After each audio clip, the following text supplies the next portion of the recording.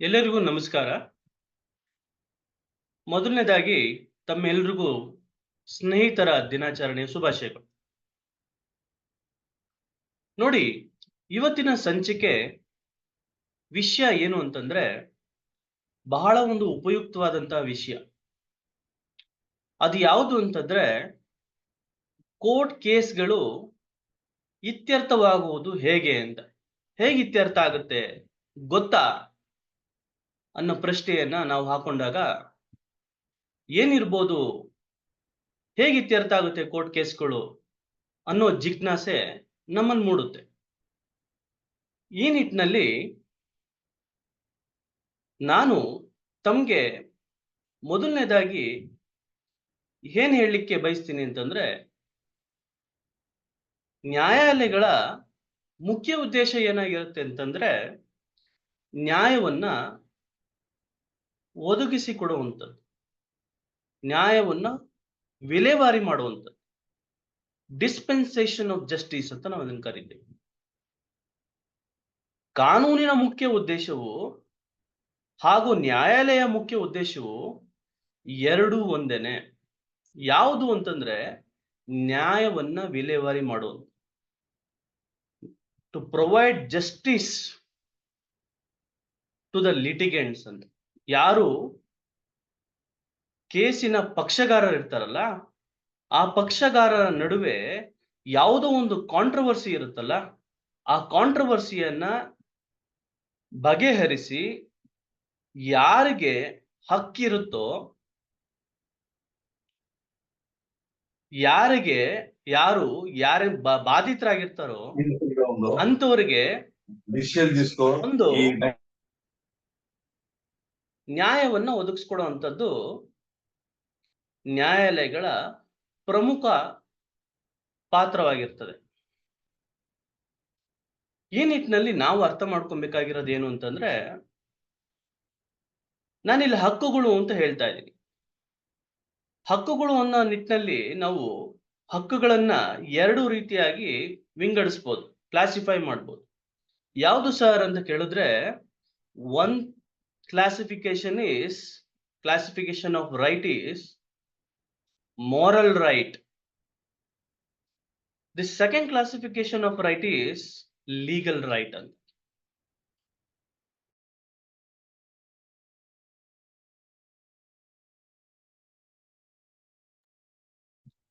ಇನ್ನೊಂದು ನೋಡಿ, ಒಂದು moral right, ಇನ್ನೊಂದು ಲೀಗಲ್ ರೈಟ್ ಅಂತ ಹೇಳಿ. ಸರ್ ಹಾಗಾದ್ರೆ ಏನು ಸರ್, ಮಾರಲ್ ರೈಟ್ ಅಂದ್ರೆ ಏನು, ನೈತಿಕವಾದಂತಹ ಹಕ್ಕು ಅಂದ್ರೆ ಏನು, ಲೀಗಲ್ ರೈಟ್ ಅಂತಂದ್ರೆ ಏನು ಸರ್ ಅಂತ ಪ್ರಶ್ನೆಯನ್ನ ಕೇಳಿದ್ರೆ, ನೋಡಿ, ನಾನು ಒಬ್ಬರಿಗೆ ಹಣವನ್ನ ಕೊಟ್ಟಿರ್ತೀನಿ, ಸಾಲವಾಗಿ ಕೊಟ್ಟಿರ್ತೀನಿ, ನಿಮ್ಗೆ ಕೊಟ್ಟಿದ್ದೀನಿ, ಭೂಮಿಕಾ ಅವರು ಕೊಟ್ಟಿದ್ದೀನಿ ಹಣವನ್ನ. ಭೂಮಿಕಾ ಅವ್ರು ಹೇಳ್ತಾರೆ, ಸರ್ ನಾನು ನಿಮ್ ಸ್ಟೂಡೆಂಟು, ನನ್ನ ಮೇಲೆ ನೀವು ನಂಬಿಕೆ ಇಡ್ಬೋದು, ನೀವೇನು ಇದ್ ಮಾಡ್ಕೊಂಬೇಡಿ ಸರ್, ವರಿ ಮಾಡ್ಕೊಂಬೇಡಿ, ನಾನು ನಿಮ್ಮ ಹಣನ 2 ತಿಂಗಳೊಳಗೆ ಕೊಡ್ತೀನಿ, ನನಗೆ 2 ತಿಂಗಳು ಟೈಮ್ ಸಾಕು. ಆಯ್ತು ಭೂಮಿಕಾ ಅವರೇ, ಆದ್ರೆ ನೋಡಿ, ನಾನೊಬ್ಬ ಲಾಯರು, ವ್ಯವಹಾರ ರೀತಿಯಲ್ಲೇ ಮಾಡೋಣ, ನನಗೆ ಒಂದು ಅಗ್ರಿಮೆಂಟ್ ಅನ್ನ ಮಾಡ್ಕೊಳ್ಳೋಣ. ಅಗ್ರಿಮೆಂಟ್ ಅನ್ನ ಮಾಡ್ಕೊಂಡ ನಂತರ ನೀವು ಆ ಅಗ್ರಿಮೆಂಟ್ ಪ್ರಕಾರ 2 ತಿಂಗಳೊಳಗೆ ನಾನು ಹಣವನ್ನ ಹಿಂದಿರುಗಿಸ್ತೀನಿ ಅಂತ ನನಗೆ ಸಹಿಯನ್ನ ಮಾಡ್ಕೊಡಿ ಅಗ್ರಿಮೆಂಟ್ ಅಲ್ಲಿ ಅಂತ ನಾನು ಹೇಳ್ತೀನಿ. ಆಯ್ತು ಸರ್ ಅಂತ ಹೇಳಿ ಭೂಮಿಕಾ ಅವರು ನನಗೊಂದು ಅಗ್ರಿಮೆಂಟ್ ಅನ್ನ ಮಾಡಿಕೊಟ್ರು. ತದನಂತರ 2 ತಿಂಗಳಾಯ್ತು, 3 ತಿಂಗಳಾಯ್ತು, ಹಣ ಕೊಡ್ಲಿಲ್ಲ. ಆಗ ನನಗೆ ಸಾಲ ಕೊಟ್ಟಂತವನಿಗೆ ನನಗೊಂದು ಅಧಿಕಾರ ಇರ್ತದೆ ಕಾನೂನಿನಲ್ಲಿ. ನಾನು ಹೋಗಿ ಕೋರ್ಟಿನ ಮೊರೆ ಹೋಗಿ, ನೋಡಿ ಸ್ವಾಮಿ, ಇವರು ನನ್ನ ಹತ್ರ ಹಣವನ್ನು ತಗೊಂಡಿದ್ರು, ಹಣವನ್ನ ಈಗ ಹಿಂದಿರುಗಿಸ್ತಾ ಇಲ್ಲ, ಸೊ ಈ ನಿಟ್ಟಿನಲ್ಲಿ ನನಗೆ ನ್ಯಾಯವನ್ನು ಒದಗಿಸ್ಕೊಡಿ ಅಂದಾಗ, ಆಯ್ತು ನೀವು ಅಗ್ರಿಮೆಂಟ್ ಮಾಡ್ಕೊಂಡಿದ್ರೆ ಅಗ್ರಿಮೆಂಟ್ ಅನ್ನ ಪ್ರೊಡ್ಯೂಸ್ ಮಾಡಿ, ನಾನು ಅಗ್ರಿಮೆಂಟ್ ಅನ್ನ ಸಾಕ್ಷಿಯಾಗಿ ತಗೊಂಡು ತಮ್ಮ ಕಡೆ ತಮ್ಗೇನು ಬರ್ಬೇಕಾಗಿರೋ ಹಣ ಏನಿದೆ ಅದ್ರ ಪರವಾಗಿ ನಾನು ಆದೇಶವನ್ನ ಮಾಡ್ತೀನಿ, ನೀವು ಪಡ್ಕೊಬಹುದು ಅಂತ ನ್ಯಾಯಾಧೀಶರು ಹೇಳ್ತಾರೆ. ಅದೇ ನಾವು ಯಾವುದೇ ಅಗ್ರಿಮೆಂಟ್ ಅನ್ನ ಮಾಡ್ಕೊಂಡಲ್ಲೇ ಇದ್ದಂತ ಸಂದರ್ಭದಲ್ಲಿ ನನಗೆ ನೈತಿಕವಾಗಿ ಭೂಮಿಕಾ ಅವ್ರನ್ನ ಕೇಳುವಂತ ಹಕ್ಕಿರುತ್ತೆ ಹೊರತು ನ್ಯಾಯಿಕವಾಗಿ ಅವ್ರನ್ನ ಕೇಳುವಂತ ಹಕ್ಕು ಇರೋದಿಲ್ಲ. ಸೊ ಅದು ಎರಡು ವ್ಯತ್ಯಾಸ ಆಗುತ್ತೆ. ಇದೇ ನಿಟ್ಟಿನಲ್ಲಿ ನೈಸರ್ಗಿಕವಾಗಿ ಏನು ಅಥವಾ ನೈತಿಕವಾಗಿ ಒಂದು ಆದೇಶವನ್ನ ಪಡ್ಕೊಳ್ಳುವಂಥದ್ದು.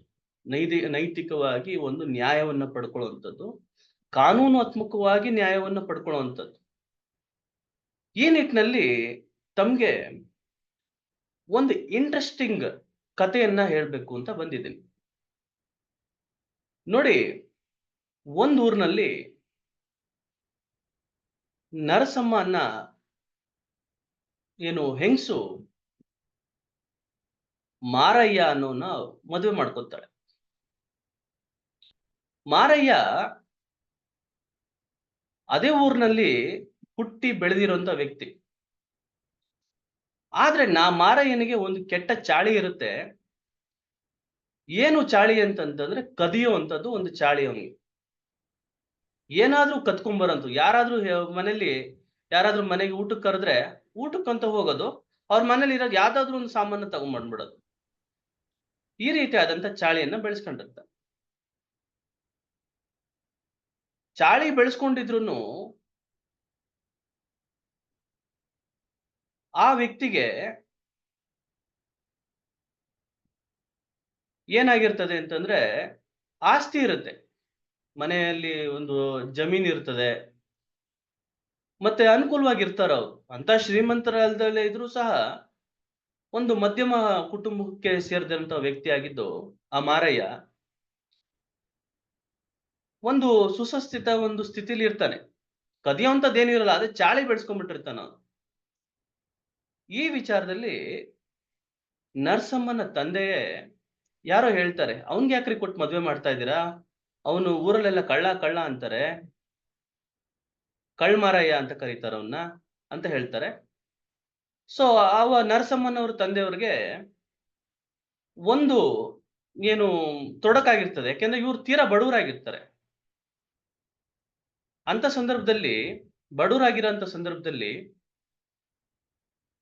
ಅವ್ರಿಗೆ ಯಾರಾದ್ರೂ ಒಬ್ಬ ಒಳ್ಳೆ ಹುಡುಗನೇ ಕೊಟ್ಟು ಮದುವೆ ಮಾಡ್ಬೇಕು ಅನ್ನೋ ಯೋಚನೆಯಲ್ಲಿ ನರಸಮ್ಮನ ತಂದೆ ಇರ್ತಾರೆ. ಈ ನಿಟ್ಟಿನಲ್ಲಿ ಯಾವ್ದೋ ಒಬ್ಬ ವರ ಸಿಕ್ಕಿದೆ, ಅವನಿಗೆ ಮದುವೆ ಮಾಡ್ಕೊಟ್ಬಿಡೋಣ. ಅವನಿಗೆ ಆಲ್ರೆಡಿ ಜಮೀನಿದೆ. ಬೇರೆಯವರು ಮದುವೆ ಮಾಡ್ಕೊಳಕ್ ಹೋದ್ರೆ ಎಷ್ಟಿದೆ ಆಸ್ತಿ ಎಷ್ಟಿದೆ, ಅಷ್ಟ್ ತಗೊಂಬ ಇಷ್ಟ್ ತಗೊಂಬ ಅಂತ ಹೇಳ್ತಾರೆ. ಅದೆಲ್ಲ ನನ್ನ ಕೈಲಿ ಆಗ್ದಲೇ ಇರೋದು. ಯಾರೋ ಒಬ್ಬ ಒಳ್ಳೆ ಬಂದಿದ್ದಾನೆ, ಅವನೇ ಕಳ್ತನ ಮಾಡ್ತಾನೆ, ಅವ್ರಿಗೆ ಜಮೀನ್ ಇರ್ಬೇಕಾದ್ರೆ ಅಂತ ಹೇಳಿ ನರಸಮ್ಮನ್ನ ಅವ್ರ ತಂದೆ ಒಬ್ಬ ಆ ಮಾರಯ್ಯನಿಗೆ ಕೊಟ್ಟು ಮದುವೆ ಮಾಡ್ಬಿಡ್ತಾರೆ. ಮದ್ವೆ ಮಾಡದ್ಮೇಲೂ ಸಹ ಚಟವನ್ನ ಬಿಡ್ತಾನ? ಚಟವನ್ನ ಬಿಡೋದಿಲ್ಲ. ಎಲ್ಲಾದ್ರೂ ಕರ್ಕೊಂಡು ಹೋಗ್ಲಿ, ಏನಾದ್ರೂ ವಸ್ತುವನ್ನ ಕದ್ಕೊಂಡ್ ಬರೋದು, ಕಳ್ತನ ಮಾಡ್ಕೊಂಡ್ ಬರೋದು, ಮನೇಲಿ ಇಡೋದು, ಆ ಕೆಲಸವನ್ನ ಮಾಡ್ತಾ ಇರ್ತಾನೆ. ಈ ಒಂದು ಚಟ ವಿಪರೀತವಾಗಿ ಬೆಳೆಯುತ್ತೆ. ಮಾರಯ್ಯನ ಮತ್ತು ನರಸಮ್ಮನಿಗೆ ಮಕ್ಕಳುಗಳು ಆಗ್ತವೆ.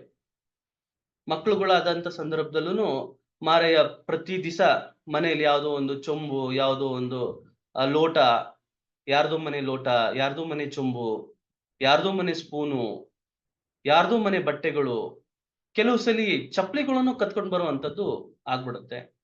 ಈ ವಿಚಾರ ಹೆಂಡತಿ ಗೊತ್ತಾಗುತ್ತೆ. ಹೆಂಡತಿ ಹಲ್ಲನ್ನ ಕಚ್ಕೊಂಡು ಸುಮ್ನಾಗ್ಬಿಡ್ತಾಳೆ.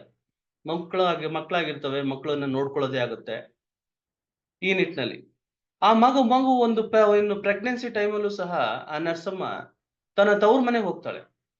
ತನ್ನ ಅಪ್ಪನ ಮನೆಗೆ ಹೋದಂತ ಸಂದರ್ಭದಲ್ಲೂ ಅಪ್ಪನ ಮನೆಗೆ ಬರ್ತಾ ಇರ್ತಾನೆ. ತವ್ರ ಮನೆಗೆ ಮಾರಯ್ಯ ಬರ್ತಾ ಇರ್ತಾನೆ. ಅಲ್ಲೂ ಸಹ ಕಳ್ತನ ಮಾಡ್ಕೊಂಡು ಹೋಗ್ತಾ ಇರ್ತಾನೆ. ಕಳ್ತನ ಮಾಡ್ಕೊಂಡು ಹೋಗೋದು, ಅವ್ರ ಮನೇಲಿ ಇಟ್ಕೊಳ್ಳುವಂಥದ್ದು. ಹೆಂಡತಿ ಬಾಣ್ತನ ಮುಗಿಸ್ಕೊಂಡು ಬಂದು ಗಂಡನ ಮನೆಯಲ್ಲಿ ಬರ್ತಾಳೆ. ಅವಾಗ ನೋಡ್ತಾಳೆ ಎಲ್ಲ ಅವಳ ಮನೇಲಿ ಕಳ್ತನ ಆಗಿರೋದಂಥದ್ದೆಲ್ಲ ಏನು ವಸ್ತುಗಳು ಅಲ್ಲೇ ಇರ್ತದೆ. ಈ ವಿಚಾರ ತಾಯಿಗೂ ಹೇಳ್ತಾಳೆ. ತಾಯಿನೂ ಎಲ್ಲ ನಿಂದೆ ಅಲ್ವೇನಮ್ಮ ಅಂತ ಹೇಳಿ ಸಮಾಧಾನ ಮಾಡ್ತಾರೆ. ಹೀಗೆ ಮುಂದುವರಿತಾ ಇರುತ್ತೆ. ಸೊ ಈ ಇಬ್ಬರಿಗೆ ಒಬ್ಬ ಮಗ ಇರ್ತಾನೆ, ನಂಜುಂಡ ಅಂತೇಳಿ. ಅವನಾಗ್ಲೇ ದೊಡ್ಡವನಾಗಿರ್ತಾನೆ. ಈ ವಿಚಾರ ದೊಡ್ಡವನಾಗಿದ್ದು ಇವನ್ ಕಳ್ತನ ಮಾಡುವಂಥದ್ದು ಬಿಡದಲ್ಲಿ ಎಷ್ಟೋ ಸಲಿ ಅಪ್ಪ ಮಗನಿಗೆ ಮಧ್ಯದಲ್ಲಿ ವ್ಯಾಜ್ಯಗಳಾಗುತ್ತೆ. ಯಾಕಯ್ಯ ನೀನು ಕಳ್ತನ ಮಾಡ್ತೀಯ? ಯಾಕಪ್ಪ ನೀನ್ ಕಳ್ತನ ಮಾಡ್ತೀಯ? ನಮ್ಗೆಲ್ಲ ಕೆಟ್ಟ ಹೆಸರು ಬರ್ತಾ ಐತೆ. ಊರಿನ ಜನ ಎಲ್ಲ ಕಳ್ಳನ್ ಮಗ ಅಂತ ಹೇಳ್ತಾ ಇದಾರೆ. ನೀನ್ ಈ ತರ ಕಳ್ತನ ಮಾಡ್ಬೇಡಪ್ಪ ಅಂತ ಹೇಳಿದಾಗ, ಸುಮ್ನೆ ಇರ, ನಾನ್ಯಾಕೋ ಕಳ್ತನ ಮಾಡ್ಲಿ? ಇಷ್ಟು ದೊಡ್ಡವ್ರು ಹೆಂಗೋ ಮಾಡಿದ್ದೀನಿ ನಾನು ಅಂತ ಗದರಿಸ್ತಾ ಇರ್ತಾನೆ. ಅವನಿಗೆ ಬೇಸತ್ತು ಹೋಗ್ಬಿಡುತ್ತೆ ಮಗನಿಗೆ. ಅದೇ ಟೈಮಲ್ಲಿ ಏನು ಆ ನರ್ಸಮ್ಮನ ತಮ್ಮ ಒಬ್ಬ ಪೊಲೀಸ್ ಇನ್ಸ್ಪೆಕ್ಟರ್ ಆಗ್ತಾನೆ. ಇನ್ಸ್ಪೆಕ್ಟರ್ ಆದಂತ ಸಂದರ್ಭದಲ್ಲಿ ಇವನು ಕಳ್ತನ ಮಾಡವು ನನ್ನ ಅಣ್ಣ ಕಳ್ತನ ಏನು ಪೊಲೀಸ್ ಇನ್ಸ್ಪೆಕ್ಟರ್ ಆಗಿದ್ದಾನೆ. ಇನ್ಸ್ಪೆಕ್ಟರ್ ಆಗಿದ್ದು ಅವನು ನಮ್ಮನ್ನ ಚೆನ್ನಾಗಿ ನೋಡ್ಕೊಂತಾನೆ ಇವನ್ಕಿಂತ. ಬಾರ ಇವನ್ ಜೊತೆಗೆ ಏನಿರೋದು, ಇವನ್ ಕಳ್ಳನ್ ಜೊತೆ ಏನಿರೋದು ಅಂತ ಮಗನ್ ಜೊತೆ ಮಾತಾಡ್ಕೊಂತಾರೆ, ವ್ಯಾಜ್ಯವನ್ನ ಮಾಡ್ತಾರೆ, ಹೋಗ್ಬಿಟ್ಟು ಅಲ್ಲಿ ಇದ್ಬಿಡ್ತಾರೆ. ಅದೇ ಸಂದರ್ಭದಲ್ಲಿ ಅವ್ರದ್ದು ಒಂದು ಸ್ವಲ್ಪ ಹೊಲ ಇರ್ತದೆ. ಆ ಹೊಲದಲ್ಲಿ ನಂಜುಂಡ ಏನ್ ಮಾಡ್ತಾ ಇರ್ತಾನೆ, ಅವ್ರ ಮಗ ಕೆಲಸವನ್ನ ಮಾಡ್ಕೊಂಡು ಅಲ್ಲೇ ಇದ್ಬಿಡ್ತಾನೆ. ಮನೆ ಕಡೆ ಹೋಗೋದೇ ಇಲ್ಲ. ಮತ್ತೆ ಗಂಡನ ಮನೆ ಹೋಗೋ ಅಂತ ಏನು ಕೆಲಸವನ್ನ ಮಾಡಲ್ಲ. ಹಾಗೆ ಉಳಿದ್ ಬಿಡ್ತಾರೆ. ಹಾಗೆ ಒಂದ್ ದಿವಸ ಜಮೀನಲ್ಲಿ ಕೆಲಸ ಮಾಡ್ತಾ ಇರ್ತಾನೆ ನಂಜುಂಡ. ಕೆಲಸ ಮಾಡ್ತಾ ಇರ್ಬೇಕಾದ್ರೆ ನಂಜುಂಡ ತನ್ನ ತಂದೆ ಹಾಗೆ ನಡ್ಕೊಂಡು ಹೋಗ್ತಾ ಇರ್ತಾನೆ ಮಾರಯ್ಯ. ಅಲ್ಲಿ ಬಂದು ಹಾಗೆ ನಡ್ಕೊಂಡು ಹೋಗ್ತಾ ಇರ್ಬೇಕಾದ್ರೆ ಇವನ್ಗೆ ಚಿಕ್ಕ ವಯಸ್ಸಿನಿಂದನೂ ತಂದೆ ಮೇಲೆ ಒಂದು ತಿರಸ್ಕಾರ ಭಾವನೆ ಇರ್ತದೆ, ಸಿಟ್ಟಿರುತ್ತೆ, ಕೋಪ ಎಲ್ಲ ಇರ್ತದೆ. ಇಲ್ಲ್ಯಾಕಯ್ಯ ಬಂದಿದ್ಯಾ ನೀನು ಅಂತ ಪ್ರಶ್ನೆಯನ್ನ ಕೇಳ್ತಾನೆ. ಏನ್ಕೋ ಬಂದಿದ್ದೀನಿ ಯಾಕೋ ಅಂತ ಅಂದಾಗ ಅವನಿಗೆ ಮಾತಿಗೆ ಮಾತು ಜಗಳ ಆಗ್ಬಿಡುತ್ತೆ. ತಂದೆ ಮತ್ತೆ ಮಗನಿಗೂ, ಮಾರಯ್ಯನಿಗೂ ಮತ್ತೆ ನಂಜುಂಡನಿಗೂ ಜಗಳ ಆಗ್ಬಿಡುತ್ತೆ. ನಂಜುಂಡ ಅಲ್ಲೇ ಇದ್ದಂತಹ ಒಂದು ದೊಣ್ಣೆಯನ್ನ ತಗೊಂಡು ಚೆನ್ನಾಗೆ ಅವನ ತಲೆ ಮೇಲೆ ಬಡಿತಾನೆ. ಸೊ ಬಡದಂತ ಸಂದರ್ಭದಲ್ಲಿ ಮಾರಯ್ಯ ಅಲ್ಲೇ ಕೆಳಗಡೆ ಬಿದ್ದು ಸತ್ತೋಗ್ತಾನೆ. ಸೊ ಊರಿನ ಜನ ಬರ್ತಾರೆ. ಊರಿನ ಜನಕ್ಕೆ ಮಾರಯ್ಯನ ಮೇಲೇನು ಒಂದು ಕನಿಕರ ಇರೋದಿಲ್ಲ. ಯಾಕೆಂದ್ರೆ ಅವನು ಎಲ್ಲಾರ ಮನೇಲೂ ಕಳ್ತನ ಮಾಡಿರ್ತಾನೆ. ಇವನು ಕಳ್ಳ ಅಂತ ಹುಟ್ಟು ಕಳ್ಳ ಅಂತ ಹೇಳಿ ಎಲ್ರಿಗೂ ಗೊತ್ತಿರುತ್ತೆ.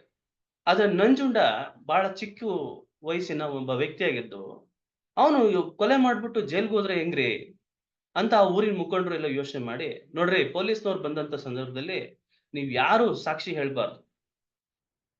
ಅವನು ಹೀಗೆ ಕಳ್ತನ ಮಾಡೋದಕ್ಕೆ ಯಾವ್ದೋ ಮರ ಹತ್ತಿದ್ದ. ಮರ ಹತ್ತಂತ ಸಂದರ್ಭದಲ್ಲಿ ಕಾಲು ಜಾರಿ ಕೆಳಗಡೆ ಬಿದ್ದೋದ. ಹಾಗಾಗಿ ಅವನು ಸತ್ತೋದ ಅನ್ನೋ ನಿಟ್ಟಿನಲ್ಲಿ ನಾವು ಕಂಪ್ಲೇಂಟ್ ಅನ್ನ ಬರ್ಸಿ ಇದನ್ನ ಮುಚ್ಚಾಕೋಣ ಅಂತ ಎಲ್ಲರೂ ಮಾತಾಡ್ಕೊಂತಾರೆ. ಯಾರು ಸಾಕ್ಷಿ ಮುಂದುವರಿಯಲ್ಲ. ಸೊ ಅದು ಕೇಸು ಹಾಗೆ ಬಿದ್ದೋಯ್ತು. ನೋಡಿ, ನಾನು ಯಾಕೆ ಈ ಒಂದು ಕಥೆಯನ್ನ ತಮಗೆ ಹೇಳ್ತಾ ಇದ್ದೀನಿ ಅಂತಂದ್ರೆ, ನೋಡಿ ಯಾವುದೇ ಪ್ರಕರಣದಲ್ಲಿ ಸಾಕ್ಷಿಗಳ ಪಾತ್ರ ಬಹಳ ಮುಖ್ಯವಾಗಿರುತ್ತೆ. ಕ್ರಿಮಿನಲ್ ಕೇಸ್ನಲ್ಲಿ ಸಾಕ್ಷಿಗಳ ಹೇಳಿಕೆ ಹಾಗೂ ಸಿವಿಲ್ ಕೇಸ್ಗಳಲ್ಲಿ ದಾಖಲೆಗಳು ಬಹಳ ಪ್ರಮುಖ ಪಾತ್ರವನ್ನ ವಹಿಸ್ತವೆ. ಈ ನಿಟ್ಟಿನಲ್ಲಿ ನಾವು ಹಂತ ಹಂತವಾಗಿ ಅರ್ಥ ಮಾಡ್ಕೊಬೇಕಾಗಿರೋದು ಏನು ಅಂತಂದ್ರೆ, ಸಿವಿಲ್ ಪ್ರಕರಣಗಳು ಮತ್ತು ಕ್ರಿಮಿನಲ್ ಪ್ರಕರಣಗಳಲ್ಲಿ ಹೇಗೆ ನ್ಯಾಯಾಲಯಗಳು ಪ್ರಕರಣವನ್ನ ಇತ್ಯರ್ಥಗೊಳಿಸ್ತವೆ ಅನ್ನೋದ್ರ ಬಗ್ಗೆ ನಾವು ಸವಿಸ್ತಾರವಾಗಿ ಅರ್ಥೈಸ್ಕೊಂತ ಹೋಗ್ಬೇಕಾಗುತ್ತೆ. ನೋಡಿ, ನಾನು ಈ ದಿನ ಅಂದ್ರೆ 4 ಆಗಸ್ಟ್ 2024ರಂದು ಬಸವರಾಜು ಎಸ್ಕೆ ಅವ್ರ ಜೊತೆ ಒಂದು ಕರಾರನ್ನ ಮಾಡ್ಕೊಂತೀನಿ. ನೋಡಿ, ಬಸವರಾಜ್ ಅವರು ನನಗೊಂದು ಮನೆಯನ್ನ ಕೊಡ್ತಾರೆ. ಪುರುಷೋತ್ತಮ ಅವರೇ, ನೀವು ಒಂದು ಮನೆಯನ್ನ ತಗೊಳ್ಳಿ. ನೋಡಿ, ಈ ಮನೆಯ ಮೌಲ್ಯ ಎಷ್ಟಾಗಿರುತ್ತೆ ಅಂದ್ರೆ 50 ಲಕ್ಷ ರೂಪಾಯಿ ಆಗಿರುತ್ತೆ ಅಂತ ಹೇಳಿ ಇವತ್ತು ಈ ದಿನ 4/8/2024ರಂದು ನನಗೆ ಮನೆಯನ್ನ ರಿಜಿಸ್ಟ್ರೇಷನ್ ಮಾಡ್ಕೊಡ್ತಾರೆ. ರಿಜಿಸ್ಟ್ರೇಷನ್ ಮಾಡ್ಕೊಟ್ಟ ನಂತರ 1 ವಾರ ಆದ್ಮೇಲೆ ಅಂದ್ರೆ 15/8/2024ರಂದು ಗುರುಮೂರ್ತಿ ಅನ್ನೋರು ಬಂದ್ಬಿಟ್ಟು ಜಗಳ ಮಾಡ್ತಾರೆ. ಏನಂತ ಹೇಳಿ ಜಗಳ ಮಾಡ್ತಾರೆ ಅಂದ್ರೆ, ಪುರುಷೋತ್ತಮ್ ಅವರೇ, ನಿಮಗೆ ಮಾರಾಟ ಮಾಡಿದಾರಲ್ಲ ಈ ಮನೆ, ಆ ಮನೆ ನನ್ನ ಮನೆ. ನಿಮ್ಗೆ ಯಾರೋ ಮೋಸ ಮಾಡಿ ಈ ಮನೆಯನ್ನ ಬರ್ಕೊಟ್ಟಿದ್ದಾರೆ. ಈ ಮನೆಯ ಈ ಪ್ರಾಪರ್ಟಿ ನನಗೆ ಸೇರ್ಬೇಕಾಗಿರೋದು ಅಂತ ಹೇಳ್ತಾರೆ. 15ನೇ ತಾರೀಕು 15 ಆಗಸ್ಟ್ 2024 ಬಂದು ಕಂಪ್ಲೇಂಟ್ ಅನ್ನ ಮಾಡ್ತಾರೆ. ಏನಂತ ಮಾಡ್ತಾರೆ ಅಂತಂದ್ರೆ 4/8/2024 ರಿಜಿಸ್ಟ್ರೇಷನ್ ಮಾಡ್ಕೊಟ್ಟಿದ್ದಾರೆ ಇವ್ರಿಗೆ. ಈ ಮನೆ ನಂದು ಅಂತ ಹೇಳ್ತಾರಲ್ಲ, ಆ ಒಂದು ಡೇಟು ಏನಾಗುತ್ತೆ ಅಂತಂದ್ರೆ, ಆ ರಿಜಿಸ್ಟ್ರೇಷನ್ ಮಾಡಿದಂತಹ ಆ ಒಂದು ಕ್ರಿಯೆ ವ್ಯಾಜ್ಯಕ್ಕೆ ಕಾರಣವಾಗುತ್ತೆ. ಅದನ್ನ ನಾವು ಕಾನೂನಿನಲ್ಲಿ ಕಾಸ್ ಆಫ್ ಆಕ್ಷನ್ ಅಂತ ಕರಿತೀವಿ. ಯಾವುದೇ ವ್ಯಾಜ್ಯಕ್ಕೆ ಮುಖ್ಯವಾಗಿ ಬೇಕಾಗಿರುವಂತದ್ದು, ಸಿವಿಲ್ ವ್ಯಾಜ್ಯಕ್ಕೆ ಮುಖ್ಯವಾಗಿ ಬೇಕಾಗಿರುವಂತದ್ದು ವ್ಯಾಜ್ಯದ ಕಾರಣ. ನೋಡಿ, ಪ್ರಾರಂಭದ ಹಂತಗಳಲ್ಲಿ ಇನ್ನು ಸಿವಿಲ್ ಕೇಸ್‌ನಲ್ಲಿ ನಾವು ಅರ್ಥ ಮಾಡ್ಕೋಬೇಕು. ಸಿವಿಲ್ ಕೇಸ್‌ನಲ್ಲಿ ಕೇಸನ್ನ ಹಾಕುವಂತ ಸಂದರ್ಭದಲ್ಲಿ ನಮ್ಗೆ ಕೇಸ್ ಹಾಕಕ್ಕೆ ಒಂದು ರೀಸನ್ ಬೇಡವಾ? ಕಾರಣ ಬೇಡವಾ? ಆ ಕಾರಣವನ್ನ ನಾವು ಪ್ರಾರಂಭದ ಹಂತದಲ್ಲಿ ಪರಿಗಣಿಸಬೇಕಾಗತ್ತೆ. ಯಾವುದು ಕಾರಣ? ನನಗೆ ಈ ಒಂದು ಪ್ರಾಪರ್ಟಿಯಲ್ಲಿ ನನಗೂ ಹಕ್ಕಿದೆ. ನನ್ನ ಗಂಡ ನನ್ನನ್ನ ತಿರಸ್ಕಾರ ಮಾಡಿದ್ದಾನೆ. ವರದಕ್ಷಿಣೆ ತಗೊಂಬ ಅಂತ ಹೇಳಿ ಕಿರುಕುಳವನ್ನ ಕೊಟ್ಟು ನನ್ನ ತವರು ಮನೆ ಕಳಿಸಿದ್ದಾನೆ. ನನಗೆ ಇವನು ಕೌಟುಂಬಿಕ ದೌರ್ಜನ್ಯವನ್ನ ಎಸಗಿದ್ದಾನೆ. ನನ್ನ ಹೊರಗಡೆ ದಬ್ಬಿದ್ದಾನೆ. ನನ್ನನ್ನ ಯಾರೀಗ ನೋಡ್ಕೊಳ್ಳೋದು? ನನ್ನ ಗಂಡನಾದವನಿಗೆ ಬಾಧ್ಯತೆ ಇದೆ. It is his duty to maintain me. So hence I am having a right to obtain maintenance from my husband ಅಂತ ಹೇಳಿ ಮೇಂಟೆನೆನ್ಸ್ ಅರ್ಜಿಯನ್ನ ಹಾಕುವಂಥದ್ದು. ಈ ಒಂದು ಪ್ರಾಪರ್ಟಿಲಿ ನನಗೆ ಹಕ್ಕಿದೆ. ಇದು ಯಾಕೆ ಅಂತಂದ್ರೆ, ಈ ಪ್ರಾಪರ್ಟಿ ನನ್ನ ಪೂರ್ವಜನ ನನ್ನ ಪಿತ್ರಾರ್ಜಿತ ಆಸ್ತಿಯಾಗಿದ್ದು, ನಮ್ಮ ಪೂರ್ವಿಕರು ಬಾಳಿ ಬದುಕಿ ಆಸ್ತಿ ಸಂಪಾದನೆ ಮಾಡಿರೋದು. ಸೊ ನಾನು ಮೊಮ್ಮಗನಾಗಿದ್ದು, ನಾನ್ ಮೊಮ್ಮಗನಾಗಿದ್ದು ಆ ಆಸ್ತಿಲಿ ನನಗೂ ಸಹ ಪಾಲಿದೆ. ಇದನ್ನ ನಮ್ ದೊಡ್ಡಪ್ಪ ನನಗೆ ಮೋಸ ಮಾಡ್ಬೇಕು ಅಂತ ಹೇಳಿ ನಮ್ ತಂದೆ ತೀರೋಗಿದ್ದಾರೆ. ಈ ಪ್ರಾಪರ್ಟಿಯನ್ನ ಇನ್ನೊಬ್ರಿಗೆ ಮಾರ್ತಾ ಇದ್ದಾನೆ. ನನಗೆ ಇಂಜೆಕ್ಷನ್ ಕೊಡಿ ಸ್ವಾಮಿ, ಈ ಕೇಸಲ್ಲಿ ಸ್ಟೇ ಕೊಡಿ ಸ್ವಾಮಿ ಅಂತ ಹೇಳಿ ಅರ್ಜಿಯನ್ನ ಸಲ್ಲಿಸುವಂತದ್ದು. ನೋಡಿ, ಯಾವುದೇ ಪ್ರಕರಣಗಳನ್ನ ತಗೊಳ್ಳುವಂತ ಸಂದರ್ಭದಲ್ಲಿ, ಸಿವಿಲ್ ಪ್ರಕರಣಗಳಲ್ಲಿ ಪ್ರಾರಂಭದ ಹಂತದಲ್ಲಿ ನಾವು ಅರ್ಥ ಮಾಡ್ಕೊಬೇಕಾಗಿರೋದು ಏನು ಅಂತಂದ್ರೆ, ಕಾಸ್ ಆಫ್ ಆಕ್ಷನ್. ನೀನು ಆಕ್ಷನ್ ತಗೊಳ್ಳೋದಕ್ಕೆ ಕಾರಣವನ್ನ ಹೇಳ್ಬೇಕಾಗುತ್ತೆ ಕೋರ್ಟ್‌ಗೆ. ಸೊ ಅದನ್ನ ನಾವು ಕಾಸ್ ಆಫ್ ಆಕ್ಷನ್ ಅಂತ ಕರಿತೀವಿ. ಕಾಸ್ ಆಫ್ ಆಕ್ಷನ್ ಅದನ್ನ ಅರ್ಥೈಸ್ಕೊಂಡ ನಂತರ ನಾನು ದಾವೆಯನ್ನ ಹೂಡ್ತೀನಿ. ಸೊ ದಾವೆಯನ್ನ ಹೂಡುವಂತವನು ಪ್ಲೇಂಟಿಫ್ ಆಗ್ತಾನೆ, ಆಪೋಸಿಟ್ ಪಾರ್ಟಿ ಡಿಫೆಂಡೆಂಟ್ ಆಗ್ತಾನೆ, ವಾದಿ ಆಗ್ತಾನೆ. ಕೇಸನ್ನು ಯಾರು ಹಾಕ್ತಾರೆ ಅವರು ವಾದಿ ಆಗ್ತಾರೆ. ಆಪೋಸಿಟ್ ಅವನು ಪ್ರತಿವಾದಿ ಆಗ್ತಾನೆ. ನಾನು ಒಂದು ವಾದ ಪತ್ರವನ್ನ ಹಾಕ್ತೀನಿ. ವಾದ ಪತ್ರದಲ್ಲಿ ನಾನು ಕ್ಲೇಮ್ ಅನ್ನ ಮಾಡ್ಬೇಕಾಗತ್ತೆ. ನನ್ನ ರೈಟ್ ಅನ್ನ ಅಸರ್ಟ್ ಮಾಡ್ಬೇಕಾಗತ್ತೆ. I should explain my right to the court, my claim to the court. ಒಂದು ಮನೆ ಇದ್ದು ಆ ಒಂದು ಮನೆಯನ್ನು ನಾನು ಬಾಡಿಗೆ ಕೊಟ್ಟಿರ್ತೇನೆ. ಸೊ ಬಾಡಿಗೆ ಕೊಟ್ಟಿದ್ದು ಇದು ಆಗಸ್ಟ್ 2024. 2000 ಆಗಸ್ಟ್ ಅಂತಂದ್ರೆ ಅವನು ಮಾರ್ಚ್ ಇಂದನೂ ಸಹ ಕೊಟ್ಟಿರೋದಿಲ್ಲ. ಮಾರ್ಚ್ 2024 ಕೊಟ್ಟಿರಲ್ಲ, ಏಪ್ರಿಲ್ 2024 ಬಾಡಿಗೆ ಕೊಟ್ಟಿರಲ್ಲ, ಮೇ ಕೊಟ್ಟಿರಲ್ಲ, ಜೂನ್ ಕೊಟ್ಟಿರಲ್ಲ, ಜುಲೈ ಕೊಟ್ಟಿರಲ್ಲ. ಸೊ ಎಷ್ಟು ಮಂತ್ ಕೊಟ್ಟಿರೋದಿಲ್ಲ. ಅಂತ ಸಂದರ್ಭದಲ್ಲಿ ನಾನು ಕೇವಲ ನನಗೆ ಜೂನ್ ಮತ್ತೆ ಜುಲೈ ಮತ್ತು ಆಗಸ್ಟ್ ಮಾತ್ರ ಬಾಡಿಗೆಯನ್ನ ಕೊಟ್ಟಿಲ್ಲ ಇವನು ಅಂತ ಹೇಳಿ, ನಾನು ಮಾರ್ಚ್, ಏಪ್ರಿಲ್, ಮೇ 3 ತಿಂಗಳನ್ನ ಬಿಟ್ಬಿಟ್ಟು, ಮೇ ಆದ ನಂತರ ಜೂನ್, ಜುಲೈ, ಆಗಸ್ಟ್ ಬರೀ ಇನ್ನ 3 ತಿಂಗಳು ಮಾತ್ರ ಕೇಳಿದ್ರೆ, 6 ತಿಂಗಳ ಬಾಡಿಗೆಯಲ್ಲಿ 3 ತಿಂಗಳನ್ನ ಕೇಳಿ 3 ತಿಂಗಳನ್ನ ಬಿಟ್ಬಿಟ್ಟಿದ್ರೆ, ತದನಂತರ ನಾನು ಕೋರ್ಟ್ ನಲ್ಲಿ ನನ್ನ ಪರವಾಗಿ ಏನಾದ್ರೂ ಜಡ್ಜ್ಮೆಂಟ್ ಆದಂತ ಸಂದರ್ಭದಲ್ಲಿ 3 ತಿಂಗಳ ಬಾಡಿಗೆಯನ್ನು ಅವರು ಕೊಡಿ ಅಂತ ಹೇಳಿ ಜಡ್ಜ್ಮೆಂಟ್ ಆದಂತ ಸಂದರ್ಭದಲ್ಲಿ ಪುನಃ ಮತ್ತೆ ಹೋಗಿ ಕೋರ್ಟ್‌ಗೆ ನನಗೆ ಇನ್ನ 3 ತಿಂಗಳು ಬಾಡಿಗೆ ಕೊಡಬೇಕು ಸ್ವಾಮಿ. ಆ 3 ತಿಂಗಳ ಬಾಡಿಗೆನ ನಾನು ಅವಾಗ್ಲೇ ಕೇಳಿರ್ಲಿಲ್ಲ. ಈಗ ನನಗೆ ಕೊಡ್ಸಿ ಅಂತ ನಾನೇನಾದ್ರೂ ನ್ಯಾಯಾಲಯಕ್ಕೆ ಮನವಿಯನ್ನ ಮಾಡ್ಕೊಳ್ಳೋದು ಅಥವಾ ಕೇಸನ್ನ ಹಾಕದಂತ ಸಂದರ್ಭದಲ್ಲಿ ಆ ಕೇಸ್‌ನ ರಿಜೆಕ್ಟ್ ಮಾಡಲಾಗುತ್ತೆ. ಯಾಕೆ ಸರ್ ಅಂತಂದ್ರೆ, ನೀವು ಮೊದಲು ಮೊದಲು ಕೇಸ್ ಹಾಕ್ದಂತ ಸಂದರ್ಭದಲ್ಲಿ, ಆ ಸಂದರ್ಭದಲ್ಲೇ ಎಲ್ಲಾ ನಿಮ್ಮ ಹಕ್ಕುಗಳನ್ನ ಪ್ರತಿಪಾದಿಸಬೇಕಾಗಿತ್ತು. ನಿಮ್ಮ ಎಲ್ಲಾ ಬೇಡಿಕೆಗಳನ್ನ ಕೇಳಬೇಕಾಗಿತ್ತು. ಆ ವ್ಯಾಜ್ಯಕ್ಕೆ ಕಾರಣ ಯಾವ್ದಾಗಿತ್ತು? ಬಾಡಿಗೆ ಕಟ್ಟದಲೇ ಇರೋದಾಗಿತ್ತು. ಅಂತ ಸಂದರ್ಭದಲ್ಲಿ ನೀವು ಅವತ್ತೇನೆ ಎಲ್ಲ ಬಾಡಿಗೆಗಳು ಕೇಳ್ಬೋದಾಗಿತ್ತಲ್ಲ. 6 ತಿಂಗಳು ಬಾಡಿಗೆ ಅಂತ. 3 ತಿಂಗಳು ಬಾಡಿಗೆನ ಕೇಳ್ಬಿಟ್ಟು 3 ತಿಂಗಳನ್ನ ಯಾಕೆ ಬಿಟ್ರಿ ನೀವು? ಸೊ ಹಾಗಾಗಿ ಇದು ಕೋರ್ಟಿನ ಟೈಮ್ ವೇಸ್ಟ್ ಮಾಡೋ ಅನ್ನೋ ಒಂದು ಮಾಡ್ತಾ ಇದ್ದೀರಾ. ಮತ್ತು ಕಾನ್ಸೆಪ್ಟ್ ಆಫ್ ರೆಸ್ ಜುಡಿಕೇಟಾ ಆ ಪ್ರಿನ್ಸಿಪಲ್ ಮೇಲೆ ರಿಜೆಕ್ಟ್ ಮಾಡಲಾಗುತ್ತೆ. ಸೊ ಹಾಗಾಗಿ ನ್ಯಾಯಾಲಯದಲ್ಲಿ ಯಾವುದೇ ನೀವು ದಾವೆಯನ್ನ ಹಾಕುವಂತ ಸಂದರ್ಭದಲ್ಲಿ, ಸಿವಿಲ್ ದಾವೆಯನ್ನ ಹಾಕುವಂತ ಸಂದರ್ಭದಲ್ಲಿ, ತಮಗೆ ಬೇಕಾದ ಎಲ್ಲಾ ಪ್ರೇಯರ್‌ಗಳನ್ನ ಒಂದೇ ಸತ ಮಾಡ್ಬೇಕಾಗ್ತದೆ. ಮಾಡ್ಲಿಲ್ಲ, ಆಮೇಲೆ ನಾನ್ ಮಾಡ್ತೀನಿ ಅಂತಂದ್ರೆ, ಆ ಸಂದರ್ಭದಲ್ಲಿ ನೀವು ಸ್ಪೆಸಿಫಿಕ್ ಆಗಿ ಪರ್ಮಿಷನ್‌ನ ಕೇಳ್ಕೊಬೇಕಾಗತ್ತೆ. ಪರ್ಮಿಷನ್ ಅನ್ನ ಕೇಳ್ದಲೆ ನೀವು ಇನ್ನೊಂದು ಕೇಸ್ ಹಾಕೋಣ ಅಂತ ಹೇಳಿ, ಆ ಸಂದರ್ಭದಲ್ಲಿ ನೀವು ಅದನ್ನ ಇನ್ಕ್ಲೂಡ್ ಮಾಡ್ದಲೇ ಇದ್ರೆ, ನಿಮ್ಮ ಕ್ಲೈಮ್ ಅನ್ನ ಇನ್ಕ್ಲೂಡ್ ಮಾಡ್ದಲೇ ಇದ್ರೆ, ಪುನಃ ಮತ್ತೆ ಅದೇ ಕ್ಲೇಮ್ ಅನ್ನ ಅಥವಾ ಬೇರೆ ಒಂದು ಕ್ಲೇಮ್ ಅದೇ ಒಂದು ಕಾಸ್ ಆಫ್ ಆಕ್ಷನ್ ಮೇಲೆ ಮತ್ತೆ ನೀವು ಕೇಳಲಿಕ್ಕೆ ಬರೋದಿಲ್ಲ.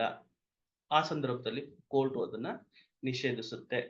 ಸೊ ಇದು ಕಾಸ್ ಆಫ್ ಆಕ್ಷನ್ ಅಂತ ನಾವು ಕರಿತೀವಿ. ಈ ಕಾಸ್ ಆಫ್ ಆಕ್ಷನ್ ಆದಂತ ಸಂದರ್ಭದಲ್ಲಿ, ಏನು ವ್ಯಾಜ್ಯಕ್ಕೆ ಕಾರಣ ಆದಂತ ಸಂದರ್ಭದಲ್ಲಿ, ನಾನು ನ್ಯಾಯಾಲಯಕ್ಕೆ ಹೋಗ್ತೀನಿ. ಸಿವಿಲ್ ನ್ಯಾಯಾಲಯಕ್ಕೆ ಹೋಗ್ತೀನಿ. ಸಿವಿಲ್ ನ್ಯಾಯಾಲಯದಲ್ಲಿ ನಾನಾ ರೀತಿಯಾದಂತಹ ವ್ಯಾಜ್ಯ ಪ್ರಕರಣಗಳ ಒಂದು ವೈವಿಧ್ಯತೆ ನಾವು ನೋಡ್ತೀವಿ. ಅದರಲ್ಲಿ ಏನು ವ್ಯಾಜ್ಯವನ್ನ ನಾವು ಸೂಟ್ ಅಂತ ಕರೆದು, suit for partition, suit for damages, suit for specific performance, suit for partition. So ಹೀಗೆ ನಾನಾ ರೀತಿಯಾದಂತಹ suit of redemption of mortgage property. So ಹೀಗೆ ವಿಧವಾದಂತಹ ವೈವಿಧ್ಯಮಯವಾದಂತಹ ಒಂದು ಸೂಟ್‌ಗಳನ್ನ ಹಾಕುವಂಥದ್ದು ನಾವು ನೋಡ್ತೀವಿ. ಪಾರ್ಟಿಷನ್ ಸೂಟ್ ಅಂತ ನಾವು ಕರಿತೀವಿ. ಅಂದ್ರೆ ಭಾಗ ಕೇಸ್ ಹಾಕೊಂಡಿದ್ದೀನಿ. ನನಗೆ ಒಂದು ಕಾಂಪನ್ಸೇಷನ್ ಕೊಡ್ಬೇಕು. ಕಾಂಪನ್ಸೇಷನ್ ಕೇಸ್ ಹಾಕೊಂಡಿದ್ದೀನಿ. ನನಗೆ ಈ ತರ ಒಂದು ಮೆಡಿಕಲ್ ನೆಗ್ಲಿಜೆನ್ಸ್ ಅಲ್ಲಿ ನಾನು ಕೈ ಕಾಲು ಕಳ್ಕೊಂಡಿದ್ದೀನಿ. ಸೊ ಆ ನಿಟ್ಟಿನಲ್ಲಿ ಹಾಕಿದ್ದೀನಿ. ಕೋರ್ಟಲ್ಲಿ ಕೇಸ್ ಹಾಕೊಂಡಿದ್ದೀನಿ. ಸೊ ಈ ನಿಟ್ಟಿನಲ್ಲಿ ಏನು ವ್ಯಾಜ್ಯಗಳು ಏನು ನಾವು ವೈವಿಧ್ಯತೆಯನ್ನ ನೋಡ್ತೇವೆ. ವ್ಯಾಜ್ಯಗಳಲ್ಲಿ ವೈವಿಧ್ಯತೆಯನ್ನ ನೋಡ್ತೇವೆ. ಅದೇ ನಿಟ್ಟಿನಲ್ಲಿ ಸಿವಿಲ್ ಕೋರ್ಟ್‌ಗಳು ಅಂದಿದ ತಕ್ಷಣ ಎಲ್ಲವೂ ಒಂದೇ ತರ ಕೋರ್ಟ್ ಇರೋದಿಲ್ಲ. ಸೊ ಅಲ್ಲಿ ಸಹ ನಾವು ಕ್ಲಾಸಿಫಿಕೇಶನ್ ಆಫ್ ಕೋರ್ಟ್ಸ್ ಅಂತ ನೋಡ್ತೀವಿ. ಅಲ್ಲಿ ನಿಮ್ಗೆ ಸಿವಿಲ್ ಕೋರ್ಟ್‌ಗಳಲ್ಲಿ ಏನು ಏನು civil judge, junior division and JMFC ಅಂತ ನಾವು ನೋಡ್ತೀವಿ. ಪ್ರಾರಂಭದ ಹಂತದ ಒಂದು ಸಿವಿಲ್ ಕೋರ್ಟ್ ಆಗಿರ್ತದೆ. ತದನಂತರ senior civil judge and JMFC ಅಂತ ನೋಡ್ತೀವಿ. ತದನಂತರ ಡಿಸ್ಟ್ರಿಕ್ಟ್ ಏನು ಕೋರ್ಟ್ಸ್ ಅಂತ ನಾವು ನೋಡ್ತೀವಿ. ತದನಂತರ ಹೈಕೋರ್ಟ್ ನೋಡ್ತೀವಿ. ತದನಂತರ ಸುಪ್ರೀಂ ಕೋರ್ಟ್ ಕೊನೆಯದಾಗಿ ಸೊ ಮೇಲ್ದರ್ಜೆಯ ಕೋರ್ಟ್‌ಗಳಾಗಿರ್ತವೆ ಅವು. District court, high court, supreme court. ಈ ಡಿಸ್ಟ್ರಿಕ್ಟ್ ಕೋರ್ಟ್‌ಗಳಲ್ಲಿ ಕ್ಯಾಟಗರೀಸ್ ಆಫ್ ಸಿವಿಲ್ ಕೋರ್ಟ್ಸ್ ಇರ್ತವೆ. ಅದು ಪೆಕ್ಯುನಿಯರಿ ಜ್ಯೂರಿಸ್ಡಿಕ್ಷನ್, ಟೆರಿಟೋರಿಯಲ್ ಜ್ಯೂರಿಸ್ಡಿಕ್ಷನ್, ಏನು ಸಬ್ಜೆಕ್ಟ್ ಮ್ಯಾಟರ್ ಜ್ಯೂರಿಸ್ಡಿಕ್ಷನ್ ಅನ್ನೋ ವಿಂಗಡಣೆಯಲ್ಲಿ ನಾವು ಕೇಸನ್ನ ದಾಖಲಿಸಬೇಕಾಗ್ತದೆ. ಸೊ ಈ ನಿಟ್ಟಿನಲ್ಲಿ ಇತ್ತೀಚೆಗೆ ಒಂದು ಅಮೆಂಡ್ಮೆಂಟ್ ಸಹ ಆಗಿದ್ದು, ಪೆಕ್ಯುನಿಯರಿ ಜ್ಯೂರಿಸ್ಡಿಕ್ಷನ್ ವಿಚಾರದಲ್ಲಿ ಸಹ ಏನು ಅಮೆಂಡ್ಮೆಂಟ್ ಅನ್ನ ತರಲಾಗಿದೆ. ಇಷ್ಟು ಒಂದು ಪ್ರಾಪರ್ಟಿಯ ಮೌಲ್ಯ ಎಷ್ಟಾಗಿದೆ, ಆ ಪ್ರಾಪರ್ಟಿ ಮೌಲ್ಯ ಅಷ್ಟಾಗಿದ್ದಂತ ಸಂದರ್ಭದಲ್ಲಿ ನೀವು ಸೀನಿಯರ್ ಸಿವಿಲ್ ಕೋರ್ಟ್‌ನಲ್ಲಿ ಹಾಕ್ಬೇಕು. ಡಿಸ್ಟ್ರಿಕ್ಟ್ ಕೋರ್ಟ್‌ಗೆ ಏನು ಅಪೀಲ್ ಹೋಗುವಂತ ಅವಶ್ಯಕತೆ ಇಲ್ಲ. ಸೀನಿಯರ್ ಸಿವಿಲ್ ಕೋರ್ಟ್‌ನಲ್ಲಿ ನೀವು ಅಪೀಲ್ ಅನ್ನ ಹಾಕೊಂಬಹುದು. ಸೊ ಈ ನಿಟ್ಟಿನಲ್ಲಿ ಸಾಕಷ್ಟು ಏನು ಅಮೆಂಡ್ಮೆಂಟ್‌ಗಳಾಗಿರುವಂತದ್ದು. ತದನಂತರ ಕಾಸ್ ಆಫ್ ಆಕ್ಷನ್ ಆಯ್ತು. ಕಾಸ್ ಆಫ್ ಆಕ್ಷನ್ ಮೇಲೆ ಯಾವ ಒಂದು ಪ್ರಕರಣದ ಒಂದು ಏನು ಅವ್ ವೈವಿಧ್ಯತೆಯನ್ನ ನೋಡ್ಕೊಂಡು ನಾವು ಒಂದು ಕೇಸನ್ನ ಹಾಕಿದ್ವಿ. ಕೇಸು ಹೋಯ್ತು, ಕೋರ್ಟ್‌ಗೆ ಹೋಯ್ತು. ಕೋರ್ಟ್ ಹೋದಂತ ಸಂದರ್ಭದಲ್ಲಿ ಸಿವಿಲ್ ಕೇಸ್‌ಗಳಲ್ಲಿ ಪ್ರಾರಂಭದ ಹಂತದಲ್ಲಿ ಅದನ್ನ ಎಕ್ಸಾಮಿನ್ ಮಾಡುವಂತದ್ದು ಹೊಣೆ ಕೋರ್ಟಿಂದಾಗಿರ್ತದೆ. ಇವರೇನು ಕೇಸಿನ ಬಗ್ಗೆ first hearing of the case ಅಂತ ಹೇಳಿ. ಸೊ ಈ ನಿಟ್ಟಿನಲ್ಲಿ ಕೋರ್ಟ್ ಕೇಳುತ್ತೆ, ಏನಿದು ಕೇಸು, ಯಾಕೆ ಹಾಕಿದ್ದೀರಾ ಅಂದಾಗ ಅವ್ನು ಹೇಳ್ತಾನೆ, ಎಕ್ಸ್ಪ್ಲೇನ್ ಮಾಡ್ತಾನೆ. ಕೋರ್ಟ್ ಅಲ್ಲಿ ಆ ಕೇಸಲ್ಲಿ ಜಿನೈನಿಟಿ ಇದ್ದಂತ ಸಂದರ್ಭದಲ್ಲಿ ಕೋರ್ಟ್ ಅದನ್ನ ಅಡ್ಮಿಷನ್ ಮಾಡ್ಕೊಂಡು, ಆಯ್ತು ನಾವು ಅಪೋಸಿಟ್ ಪಾರ್ಟಿನವರಿಗೆ ಸಮನ್ಸ್ ಅನ್ನ ಕಳ್ಸೋಣ, ನೋಟಿಸ್ ಅನ್ನ ಮಾಡೋಣ ಅಂತ ಹೇಳಿ ನೋಟಿಸ್ ಅನ್ನ ಮಾಡುತ್ತೆ. ನೋಟಿಸ್ ಅನ್ನ ಮಾಡದ ನಂತರ ಏನು ಆ ಅಪೋಸಿಟ್ ಪಾರ್ಟಿ ಏನಿರ್ತಾನೆ ಅವನು ನೋಟಿಸ್ ಅನ್ನ ಪಡ್ಕೊಂತಾನೆ. ನೋಟಿಸ್ ಅನ್ನ ಪಡ್ಕೊಂಡು ನ್ಯಾಯಾಲಯಕ್ಕೆ ಬಂದು, ನೋಡಿ ಸ್ವಾಮಿ, ಈ ತರ ಒಂದು ಕೇಸ್ ಹಾಕಿದ್ದಾರೆ ನಮ್ಮ ಮೇಲೆ, ಈ ನಿಟ್ಟಿನಲ್ಲಿ ನಾನು ತಕರಾರನ್ನ ಸಲ್ಲಿಸ್ತೀನಿ, ಇದೆಲ್ಲ ಸುಳ್ಳಿದೆ ಅಂತ ಹೇಳಿ ತನ್ನ ಒಂದು ಪತ್ರವನ್ನ, ಪ್ರತಿವಾದ ಪತ್ರವನ್ನ ಹಾಕ್ತಾನೆ, ರಿಟರ್ನ್ ಸ್ಟೇಟ್ಮೆಂಟ್ ಅನ್ನ ಹಾಕ್ತಾನೆ. ಅವನಿಗೊಂದು ಕಾಲಾವಕಾಶ ಕೊಡ್ಲಾಗುತ್ತೆ. ಆ ಕಾಲಾವಕಾಶ ಕೊಟ್ಟ ನಂತರ ಯಾರು ಕೇಸನ್ನ ಹಾಕಿರ್ತಾನೆ ಅವನದೇನಿದೆ ಸಾಕ್ಷಿ, ನಿಂದೇನಾದ್ರು ಸಾಕ್ಷಿ ಏನಿದೆ, ಇದೇನ್ರಿ ಸಾಕ್ಷಿ ಇದ್ರೆ ಸಾಕ್ಷಿ ಹಾಕಿ ಅಂತ ಹೇಳಿ ಎವಿಡೆನ್ಸ್ಗೆ ಆ ಕೇಸನ್ನ ಪೋಸ್ಟ್ ಮಾಡಲಾಗುತ್ತೆ. ಆ ನಿಟ್ಟಿನ ಮಧ್ಯದಲ್ಲಿ ಏನಾದ್ರೂ ಅದೇ ಪ್ರಾಪರ್ಟಿಯನ್ನ ಯಾರಾದ್ರೂ ಏನು ಮಾರಾಟವನ್ನ ಮಾಡ್ಬಿಡ್ತಾರೆ, ಮೂರನೇ ವ್ಯಕ್ತಿಗೆ ಮಾರಾಟವನ್ನ ಮಾಡ್ಬಿಟ್ಟು ನಮ್ಗೆ ತೊಂದರೆಯನ್ನ ಉಂಟು ಮಾಡ್ತಾರೆ ಅನ್ನೋ ಒಂದು ಅಸಂಪ್ಷನ್ ಇತ್ತಂತ ಸಂದರ್ಭದಲ್ಲಿ ಏನು ವಾದಿ ಇರ್ತಾನೆ, ಪ್ಲೇಂಟಿಫ್ ಇರ್ತಾನೆ, ಅವನು ನನಗೊಂದು ಮಧ್ಯಂತರ ಒಂದು ಆದೇಶ ಮಾಡಿ ಸ್ವಾಮಿ, till disposal of this case the suit scheduled property should not be alienated to the third parties. So I require an injunction, a temporary injunction. So if temporary injunction is not being allowed, so I will suffer irreparable damages that cannot be compensated by any means. ಅದನ್ನ compensate ಮಾಡಕ್ಕೆ ಆಗಲ್ಲ. ಇದು ನನ್ನ ತಾತನ ಆಸ್ತಿ, ಇದು ನಮ್ಮ ತಾತ, ತಂದೆ, ನನ್ನ ಏನು ದೊಡ್ಡಪ್ಪನ ಮಗ ಎಲ್ಲರೂ ತೀರೋಗಿದ್ದು, ಅವರ ಒಂದು ಅಂತ್ಯಕ್ರಿಯೆಯನ್ನ ನಮ್ಮ ಜಮೀನಲ್ಲಿ ನಾವು ಮಾಡಿದೀವಿ, ಸಮಾಧಿ ಇದೆ ಅವ್ರದ್ದೆಲ್ಲರದು. ಸೊ ಈ ನಿಟ್ಟಿನಲ್ಲಿ ಅದನ್ನ ನೀವು ಆದೇಶ ಮಾಡ್ದಲೇ ಇದ್ರೆ ಅದನ್ನ ಮಾರಾಟ ಮಾಡ್ಬಿಡ್ತಾರೆ. ಆಮೇಲೆ ನಾವು ಆ ಸಮಾಧಿ ಕಳ್ಕೊಂಡ್ಬಿಟ್ರೆ ನಮ್ಗೆ ಏನು ಒಂದು ಭಾವನೆ ಇರ್ತದೆ, ಆ ಭಾವನೆಗೆ ಧಕ್ಕೆ ಆಗ್ತದೆ, ಅದನ್ನ ದುಡ್ಡಿಂದ ಸರಿಪಡಿಸಕ್ ಆಗಲ್ಲ. ಸೊ ಈ ನಿಟ್ಟಿನಲ್ಲಿ ತಾವು ಆದೇಶ ಮಾಡ್ಬೇಕು ಸ್ವಾಮಿ ಅಂತ ಹೇಳಿ ಮಧ್ಯಂತರ ಆದೇಶವನ್ನ ಪಡ್ಕೊಳ್ಳುವಂಥದ್ದು. ಆ ಸಂದರ್ಭದಲ್ಲೂ ಕೋರ್ಟ್, ನ್ಯಾಯಾಲಯ ಸಾಕ್ಷಿಯನ್ನ ನೋಡುವಂಥದ್ದು. ಸೊ ಈ ನಿಟ್ಟಿನಲ್ಲಿ ಎವಿಡೆನ್ಸ್ಗಳನ್ನ, ಆಯ್ತು ರೀ, ಎವಿಡೆನ್ಸ್ ಏನಾದ್ರು ಇದೆ ನಿಮ್ಮ ಹತ್ರ, ಒಂದು ಪ್ರೈಮಾ ಫೇಸ್ ಎವಿಡೆನ್ಸ್, ಮೇಲು ನೋಟಕ್ಕೂ ನಮ್ಗೆ ಅದು ಗೊತ್ತಾಗ್ಬೇಕು, ಹೌದು ಇದು ಪ್ರಾಪರ್ಟಿ ಇವ್ರದೇ ಅಂತ. ಆ ನಿಟ್ಟಿನಲ್ಲಿ ಏನೋ RTC ತೆಗ್ಸಿ, RTC RS ಅಲ್ಲಿ ಇದೆ ನೋಡೋಣ, RTC ತಂದ್ಕೊಡಿ ಅಂತ ಹೇಳಿ RTC ಅನ್ನ ನೋಡಿ, ಹೌದು ಇದೇ ಪ್ರಾಪರ್ಟಿ RTC ಅಲ್ಲಿ ಇದೆ, ಆಯ್ತು ಅವ್ರ ಹಕ್ಕಲ್ಲಿ ಆಸ್ತಿಲಿ ಭಾಗ ಇದೆಯೋ ಇಲ್ವೋ ಆಮೇಲೆ ನಾವು ತೀರ್ಮಾನ ಮಾಡೋಣ, ಸದ್ಯದ ಮಟ್ಟದಲ್ಲಿ ಒಂದು ಟೆಂಪ್ರರಿ ಇಂಜೆಕ್ಷನ್ ಕೊಡೋಣ ಅಂತ ಹೇಳಿ ಟೆಂಪ್ರರಿ ಇಂಜೆಕ್ಷನ್ ಅನ್ನ ಕೊಡ್ತಾರೆ. ಟೆಂಪರರಿ ಇಂಜೆಕ್ಷನ್ ಅನ್ನ ಕೊಟ್ಟಂತ ಸಂದರ್ಭದಲ್ಲಿ ನ್ಯಾಯಾಲಯ ಕೇಸನ್ನ ಮುಂದುವರಿಸುತ್ತೆ. ಎವಿಡೆನ್ಸ್ ಅನ್ನ ತಗೊಳ್ಳಲಾಗುತ್ತೆ ಪ್ಲೇಂಟಿಫ್ ಕಡೆಯಿಂದ. ಅವ್ರು ಏನು ಎವಿಡೆನ್ಸ್ ಅನ್ನ ತಗೊಂತಾರೆ, ಡಿಫೆಂಡೆಂಟ್ನವರು ಆ ಎವಿಡೆನ್ಸ್ ಅನ್ನ ಪರಿಶೀಲಿಸ್ತಾರೆ. ಯಾರನ್ನು ಚಿನ್ನ ಕೊಟ್ರೆ ನಾನು ಪರಿಶೀಲಿಸ್ತೀನಲ್ವಾ, ನೀವು ಪರಿಶೀಲಿಸ್ತೀರಲ್ವಾ, ಆ ಚಿನ್ನ ಏನು ಒರಿಜಿನಲ್ಲ ಅಥವಾ ರೋಲ್ ಗೋಲ್ಡಾ ಅಥವಾ ಉಮಾ ಗೋಲ್ಡಾ ಅಥವಾ ನಕಲಿ ಚಿನ್ನನ ಅಂತ ಹೇಳಿ ಅದನ್ನ ಪರೀಕ್ಷಿಸ್ತೀವಿ. ಹಾಗೆ ಪರೀಕ್ಷಿಸೋದಕ್ಕೆ ಒಂದು ಅವಕಾಶವನ್ನ ಕೊಡುತ್ತೆ ನ್ಯಾಯಾಲಯ. ಅವಕಾಶ ಕೊಡ್ಲೇಬೇಕಾ ಸರ್ ಅಂತಂದ್ರೆ ಅವಕಾಶವನ್ನ ಕೊಡ್ಲೇಬೇಕು. ಯಾಕೆ ಸರ್ ಅಂತ ಪ್ರಶ್ನೆ ಕೇಳಿದ್ರೆ, ನೈಸರ್ಗಿಕ ಕಾನೂನು ಏನಂತ ಹೇಳುತ್ತೆ ಅಂದ್ರೆ, ಯಾವುದೇ ಒಂದು ಏನು ಪ್ರಕರಣದಲ್ಲಿ ನ್ಯಾಯವನ್ನ ವಿಲೇವಾರಿ ಮಾಡುವಂತ ಸಂದರ್ಭದಲ್ಲಿ ಇಬ್ಬರು ಪಕ್ಷಗಾರರಿಗೆ ಅವಕಾಶವನ್ನ ಕೊಡಬೇಕು. ಆಡಿಯೋ ಆಲ್ಟ್ರಮ್ ಪಾರ್ಟಮ್ ಅಂತ ನಾವು ಕರಿತೀವಿ ಅದನ್ನ. ಆಡಿಯೋ ಆಲ್ಟ್ರಮ್ ಪಾರ್ಟಮ್ ಅಂತಂದ್ರೆ, ಯಾರು ಪಕ್ಷಗಾರರು ಇರ್ತಾರೆ ಆ ಇಬ್ಬರು ಪಕ್ಷಗಾರರನ್ನ ಆಲಿಸಿ ನ್ಯಾಯಾಲಯ ಒಂದು ತೀರ್ಮಾನಕ್ಕೆ ಬರಬೇಕು. ಈ ನಿಟ್ಟಿನಲ್ಲಿ ಯಾರು ಏನು ಪ್ರಕರಣವನ್ನ ದಾಖಲಿಸಿರ್ತಾನೆ ಮತ್ತು ಯಾರ ಮೇಲೆ ದಾಖಲಿಸಿರ್ತಾನೆ ಅವನಿಗೆ ಒಂದು ಅವಕಾಶವನ್ನ ಕೊಡುವಂಥದ್ದು.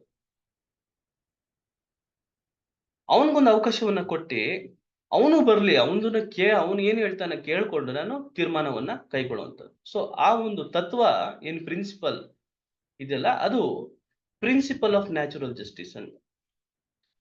ಹಿಯರಿಂಗ್ ರೂಲ್ ಅಂತ. ಪ್ರಿನ್ಸಿಪಲ್ ಆಫ್ ನ್ಯಾಚುರಲ್ ಜಸ್ಟಿಸ್ ಅಲ್ಲಿ ಹಿಯರಿಂಗ್ ರೂಲ್ ಪ್ಲೇಸ್ ಅ ವೆರಿ ಇಂಪಾರ್ಟೆಂಟ್ ರೋಲ್.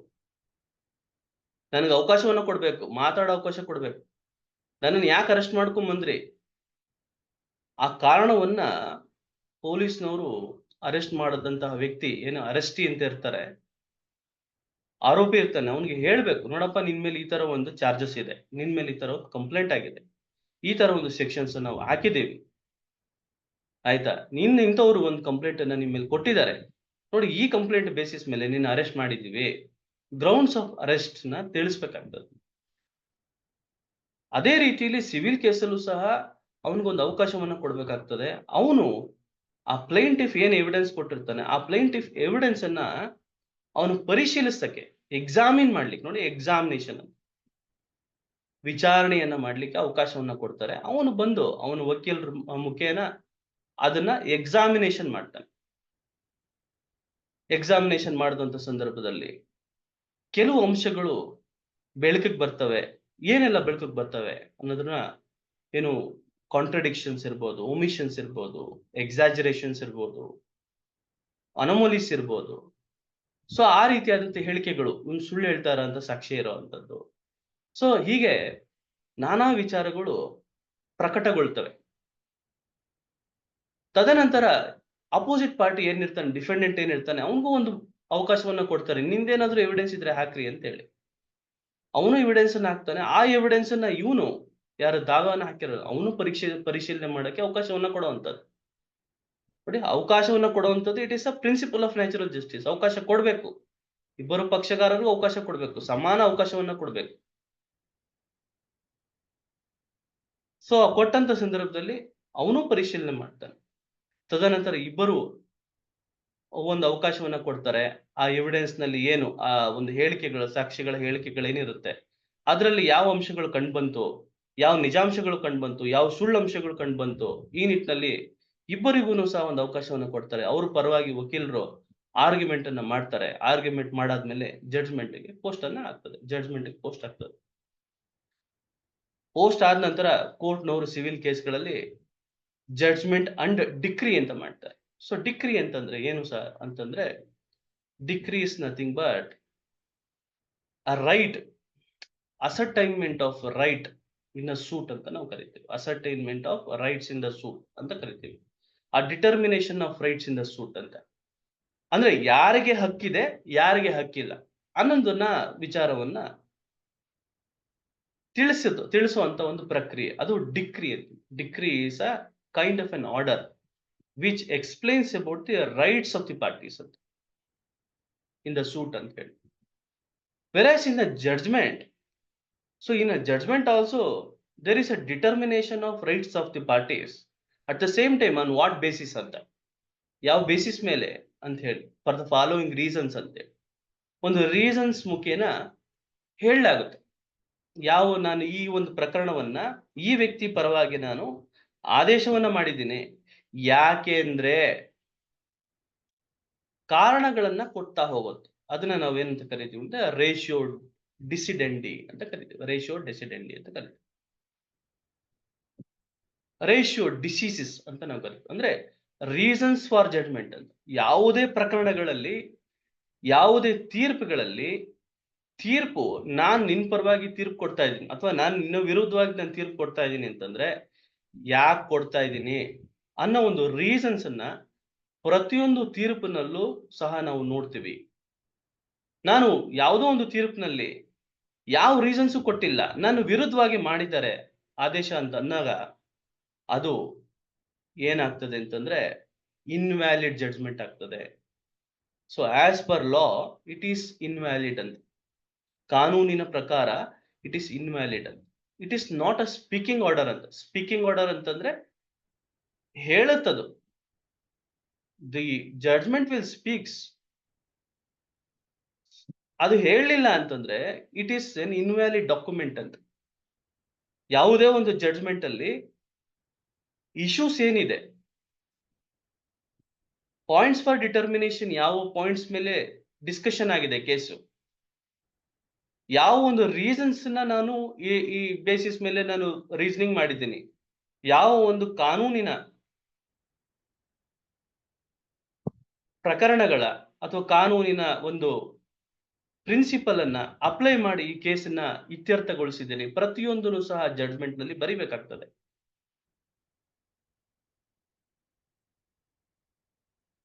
ಸೊ ಇಲ್ಲಿ ನಾವು ಕೋರ್ಟ್‌ನಲ್ಲಿ ಏನು ಒಂದು ಜಡ್ಜ್‌ಮೆಂಟ್ ಅಂತ ನಾವು ಏನು ತಿಳ್ಕೊತೀವಿ. ನೋಡಿ, ಇಲ್ಲಿ ಒಂದು ಪ್ರಕರಣವನ್ನ ಇತ್ಯರ್ಥಪಡಿಸುವಂತ ಸಂದರ್ಭದಲ್ಲಿ, ಅದೇ ರೀತಿಯಾದಂತಹ ಪ್ರಕರಣ ಬೇರೆ ಕಡೆ ಎಲ್ಲಾದ್ರೂ ಆಗಿದ್ದು, ಅದೇ ಪ್ರಕರಣವನ್ನ ಸರ್ವೋಚ್ಚ ನ್ಯಾಯಾಲಯ ಅಥವಾ ಮಾನ್ಯ ಹೈಕೋರ್ಟ್‌ಗಳು ಯಾವುದಾದ್ರೂ ಆ ಪ್ರಕರಣದಲ್ಲಿ ಯಾವ ಒಂದು ನ್ಯಾಯದ ಒಂದು ತತ್ವದ ಅಡಿಯಲ್ಲಿ ಅದನ್ನ ಇತ್ಯರ್ಥಗೊಳಿಸಿರ್ತಾರೆ.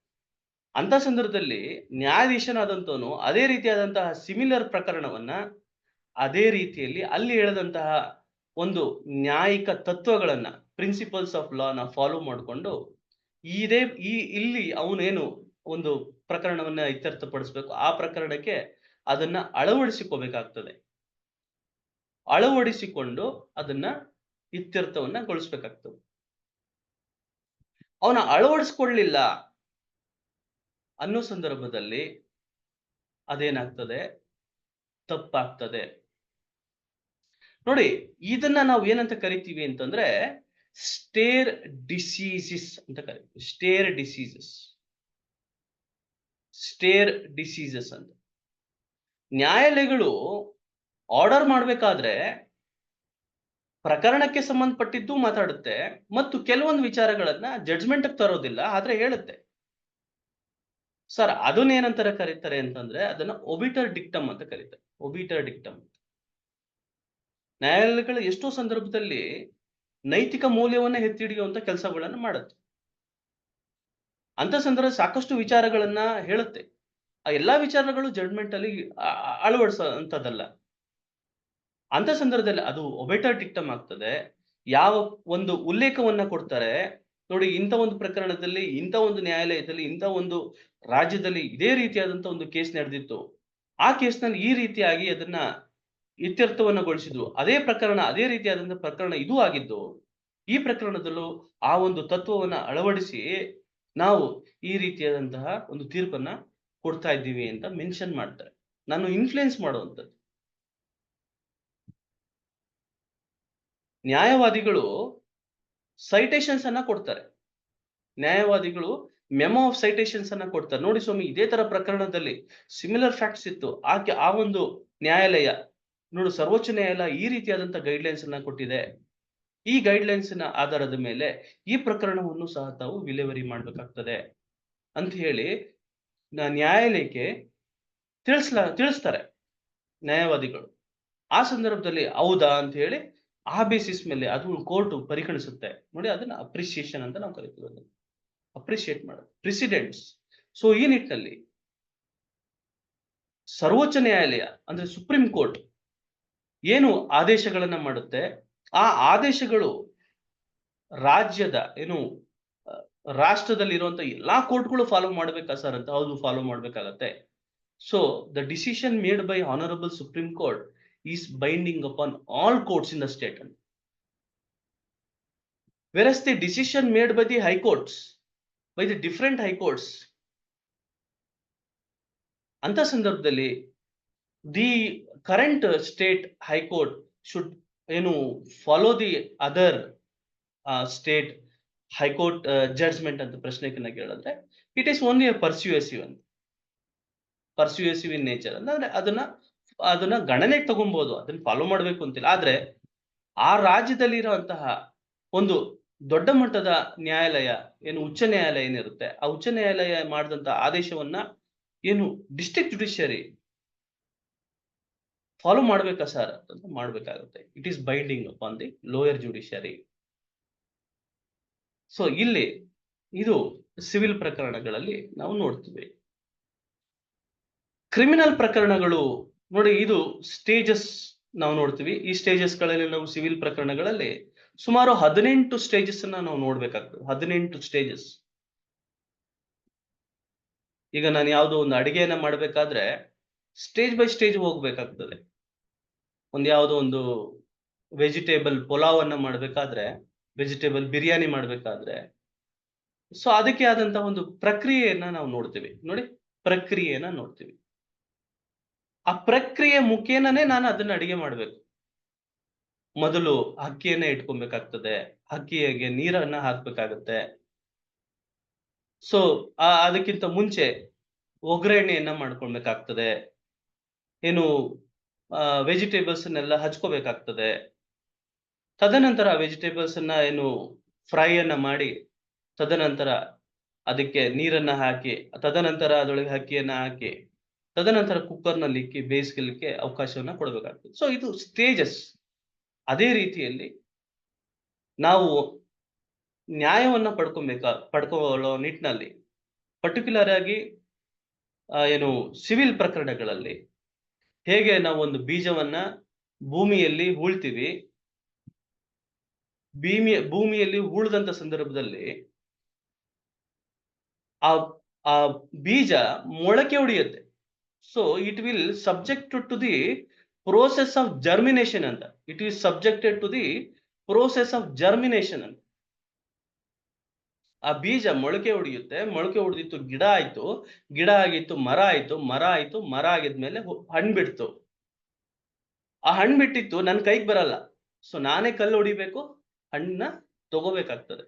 ಹಾಗೆ ನಾನೇ ಬೀಜವನ್ನ ಕೇಸನ್ನ ಇನ್ಸ್ಟಿಟ್ಯೂಟ್ ಮಾಡ್ಬೇಕಾಗತ್ತೆ. ಇನ್ಸ್ಟಿಟ್ಯೂಟ್ ಮಾಡಿದ್ಮೇಲೆ ಅದು ಪ್ರೋಸೆಸ್‌ಗೆ ಒಳಪಡುತ್ತೆ. ಯಾವ ತರ ಪ್ರೋಸೆಸ್? ಜುಡಿಷಿಯಲ್ ಪ್ರಾಸೆಸ್ ಅಂತ ಅದನ್ನ ಕರಿತೀವಿ. ಜುಡಿಷಿಯಲ್ ಪ್ರಾಸೆಸ್ ಅಂತ ಕರಿತೀವಿ. ಆ ಜುಡಿಷಿಯಲ್ ಪ್ರಾಸೆಸ್‌ಗೆ ಒಳಪಟ್ಟು ಮರ ಆಯ್ತು, ಗಿಡ ಏನು ಜಡ್ಜ್‌ಮೆಂಟ್ ಬಂತು. ಜಡ್ಜ್‌ಮೆಂಟ್ ಬಂದ್ಮೇಲೆ ನಿನ್ನ ಮನೆ ಬಾಗ್ಲಿಗೆ ಬಂದು ನ್ಯಾಯವನ್ನ ಕೊಡ್ತದ ಕೋರ್ಟು ಅಂದ್ರೆ, ಕೋರ್ಟು ತೀರ್ಮಾನವನ್ನ ಮಾಡುತ್ತೆ. ತೀರ್ಮಾನವನ್ನ ಮಾಡಿದ ನಂತರ ಅದನ್ನ ಅದರ ಒಂದು ಸಂಬಂಧವಾಗಿ ನಿನ್ ಪರವಾಗಿ ಆಗಿದ್ರೆ ನೀನು ಎಕ್ಸಿಕ್ಯೂಷನ್ ಪಿಟಿಷನ್ ಹಾಕೋಬೇಕಾಗ್ತದೆ. ನೋಡಿ, ನೀವು ಎಕ್ಸಿಕ್ಯೂಷನ್ ಪಿಟಿಷನ್ ಅನ್ನ ಹಾಕೋಬೇಕಾಗುತ್ತೆ.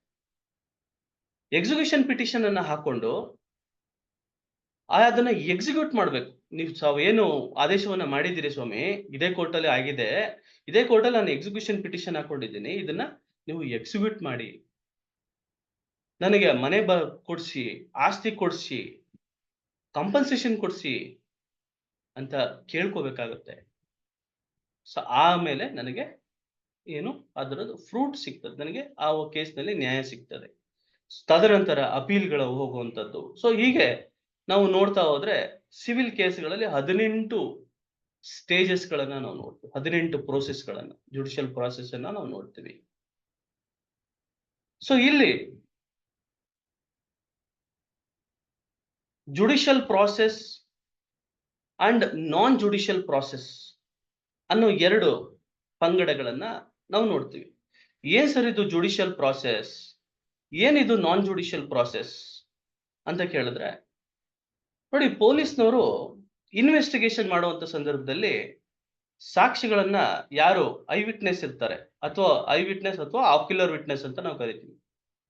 ಅಂದ್ರೆ ಅವನು ಅದನ್ನ ನೋಡಿರ್ತಾನೆ, ಕಣ್ಣಾರೆ ನೋಡಿರ್ತಾನೆ, ಘಟನೆ ನೋಡಿರ್ತಾನೆ, ಕೇಳಿಸ್ಕೊಂಡಿರ್ತಾನೆ, ವಾಚ್‌ಮ್ಯಾನ್ ಇರ್ತಾನೆ. ಆ ಶೆಡ್ ಹಾಕೊಂಡು ಹೊಡಿತಾ ಇರುವಂತ ಸಂದರ್ಭದಲ್ಲಿ ಕೇಳಿಸ್ಕೊಂಡಿರ್ತಾನೆ. ಅವನು ಅಯ್ಯಯ್ಯಪ್ಪ ಅಮ್ಮ ನಮ್ ಬಿಟ್ಬಿಡಿ ಅಂತ ಕಿರ್ಚ್ತಿರ್ತಾನೆ. ಅಂದ ಸಂದರ್ಭದಲ್ಲಿ ಆ ಆರೋಪಿಗಳೆಲ್ಲ ಆ ಶೆಡ್‌ಗೆ ಹೋಗಿ ಆ ವ್ಯಕ್ತಿಯನ್ನ ಹೊಡೆಯೋ ಅಂತದನ್ನ ನೋಡಿರ್ತಾನೆ. ಆ ವ್ಯಕ್ತಿಯನ್ನ ಕರ್ಕೊಂಡ್ಬಂದು ಸೆಕ್ಷನ್ 164 ಆಫ್ ಸಿಆರ್‌ಪಿಸಿ ಅಡಿಯಲ್ಲಿ ಅವನ ಹೇಳಿಕೆಯನ್ನ ದಾಖಲು ಮಾಡಲಾಗ್ತದೆ. ಯಾರ ಮುಂದೆ? ಮ್ಯಾಜಿಸ್ಟ್ರೇಟ್ ಅವ್ರ ಮುಂದೆ ದಾಖಲು ಮಾಡುತ್ತದೆ. ಹಾಗಾದ್ರೆ ಅದು it is the part of judicial process ಅಂತ ಕೇಳಿದ್ರೆ, it is not the part of judicial process. It is the part of non judicial process. ನೋಡಿ, ಅದು ಜುಡಿಷಿಯಲ್ ಪ್ರಾಸೆಸ್ ಅಲ್ಲ. ಹಾಗಾದ್ರೆ ಜುಡಿಷಿಯಲ್ ಪ್ರಾಸೆಸ್ ಅಂದ್ರೆ ಏನು ಸರ್? ಜುಡಿಷಿಯಲ್ ಪ್ರೊಸೀಡಿಂಗ್ಸ್ ಅಂದ್ರೆ ಏನು ಸರ್? ನೋಡಿ, ಜುಡಿಷಿಯಲ್ ಪ್ರಾಸೆಸ್, ಜುಡಿಷಿಯಲ್ ಪ್ರೊಸೀಡಿಂಗ್ಸ್ ಅಂತ. ಜುಡಿಷಿಯಲ್ ಪ್ರಾಸೆಸ್, ಜುಡಿಷಿಯಲ್ ಪ್ರೊಸೀಡಿಂಗ್ಸ್ ಅಂತ. ಸೊ ಈ ನಿಟ್ಟಿನಲ್ಲಿ ನಾವು ಜುಡಿಷಿಯಲ್ ಪ್ರೊಸೀಡಿಂಗ್ಸ್ ಅಂತಂದ್ರೆ ಯಾವುದು ಅನ್ನೋದನ್ನ ಅರ್ಥ ಮಾಡ್ಕೊಬೇಕಾದ್ರೆ ನಾವು ಎವಿಡೆನ್ಸಿನ ಭಾಗವನ್ನ ನಾವು ನೋಡ್ಬೇಕಾಗ್ತದೆ. ಎವಿಡೆನ್ಸಿನ ಭಾಗವನ್ನ ನೋಡ್ಬೇಕಾಗ್ತದೆ. ಜುಡಿಷಿಯಲ್ ಪ್ರೊಸೀಡಿಂಗ್ಸ್, ಜುಡಿಷಿಯಲ್ ಪ್ರೊಸೀಡಿಂಗ್ಸ್ ನ್ಯಾಯಿಕ ಪ್ರಕ್ರಿಯೆಗಳು. ಎಲ್ಲಾ ಸಾಕ್ಷಿಗಳು ಸಾಕ್ಷಿಗಳೇನ, ಹೇಳಿಕೆಗಳ ಸಾಕ್ಷಿನ, ನೋಡಿದ ಸಾಕ್ಷಿನ, ಕೇಳಿದ ಸಾಕ್ಷಿನ, ಮುಟ್ಟಿದ ಸಾಕ್ಷಿನ, ನನ್ನ ಗಮನಕ್ಕೆ ಬಂದಿದ್ದ ಸಾಕ್ಷಿನ ಅಂತ ಕೇಳಿದ್ರೆ ಆ ಸಂದರ್ಭದಲ್ಲಿ ನಾನು ಎವಿಡೆನ್ಸ್ ಆಕ್ಟಿನ ನೋಡಿ, ಎವಿಡೆನ್ಸ್ ಆಕ್ಟ್ ನೋಡಿ, ಇವತ್ತಿನ ಏನು ಭಾರತೀಯ ಸಾಕ್ಷ್ಯ ಅಧಿನಿಯಮ BSA ಆಕ್ಟ್ ನಲ್ಲೂ ಏನು ಇದ್ರ ಬಗ್ಗೆ ಉಲ್ಲೇಖವನ್ನ ಕೊಟ್ಟಿದೆ ಅಂತ ಹೇಳಿ ನೋಡಿ. ಎವಿಡೆನ್ಸ್ ಅಂತ ಹೇಳಿ ಮತ್ತೆ ಪ್ರೂಫ್ ಅಂತ ನೋಡಿ. ನಿಮ್ಮ ಹತ್ರ ಪ್ರೂಫ್ ಇದೆಯೇನ್ರಿ ಅಂತ ನಾವು ಕೇಳ್ತೀವಿ. ಹಂಗಂದ್ರೆ ಏನು ಸರ್ ಅಂತಂದ್ರೆ, ಪ್ರೂಫ್ ಅಂದ್ರೆ ಏನು ಸರ್ ಅಂತ ನೀವು ಪ್ರಶ್ನೆಯನ್ನ ಕೇಳಿದ್ರೆ, ಪ್ರೂಫ್ ಅಂತಂದ್ರೆ ದಾಖಲೆ ಅಂತ, ಎವಿಡೆನ್ಸ್ ಅಂತಂದ್ರೆ ಸಾಕ್ಷಿ ಅಂತ. ದಾಖಲೆ ಮುಖೇನ ಸಾಕ್ಷ್ಯವನ್ನ ತಗೊಳ್ಳುವಂತ. If proof is the means, evidence is the result or object ಅಂತ. ಪ್ರೂಫ್ ಅಂಡ್ ಎವಿಡೆನ್ಸ್ ಅಂತ ನೋಡಿ, ಪ್ರೂಫ್ ಅಂಡ್ ಎವಿಡೆನ್ಸ್ ಅಂತ. ಸೊ ಈ ನಿಟ್ಟಿನಲ್ಲಿ ನಾವು ಎವಿಡೆನ್ಸ್ ಬಗ್ಗೆ ನಾವು ಅರ್ಥವನ್ನ ಮಾಡ್ಕೊಬೇಕು. ಹೇಗೆ ನ್ಯಾಯಾಲಯಗಳು ತೀರ್ಮಾನಗೊಳ್ತವೆ ಸರ್ ಅನ್ನೋದನ್ನ ಅರ್ಥ ಮಾಡ್ಕೊಳ್ಳೋಕ್ಕಿಂತ ಮುಂಚೆ ನಾವು ಏನ್ ಅರ್ಥ ಮಾಡ್ಕೊಬೇಕು ಅಂತಂದ್ರೆ, ಈ ಎವಿಡೆನ್ಸ್ ಬಗ್ಗೆ ಅರ್ಥವನ್ನ ಮಾಡ್ತಾ ಹೋಗ್ಬೇಕಾಗುತ್ತೆ.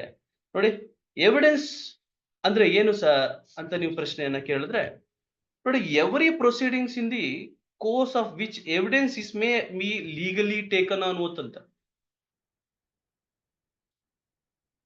Section 2 clause I of CRPC ನೋಡಿ, section 2 clause I of CRPC ಏನ್ ಹೇಳುತ್ತೆ ಅನ್ನೋದನ್ನ ತಮ್ಗೆ ಓದೇ ಹೇಳ್ತೀನಿ. Section 2 clause I of CRPC ಏನ್ ಹೇಳುತ್ತೆ? Section 2 discuss about the definition part ನೋಡಿ. Section discuss about the definition part.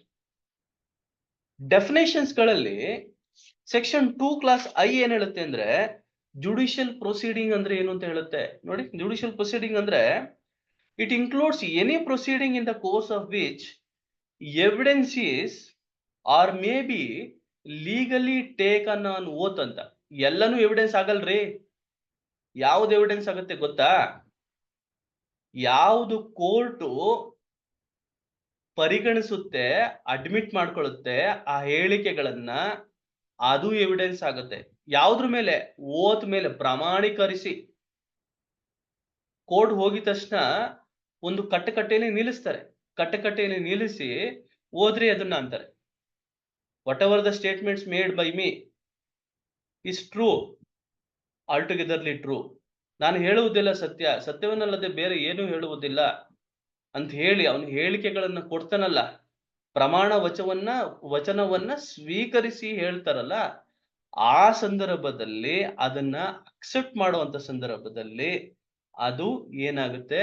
Judicial proceeding ಆಗುತ್ತೆ ನೋಡಿ. ಜುಡಿಷಿಯಲ್ ಪ್ರೊಸೀಡಿಂಗ್ ಅದಾಯ್ತು ನೋಡಿ.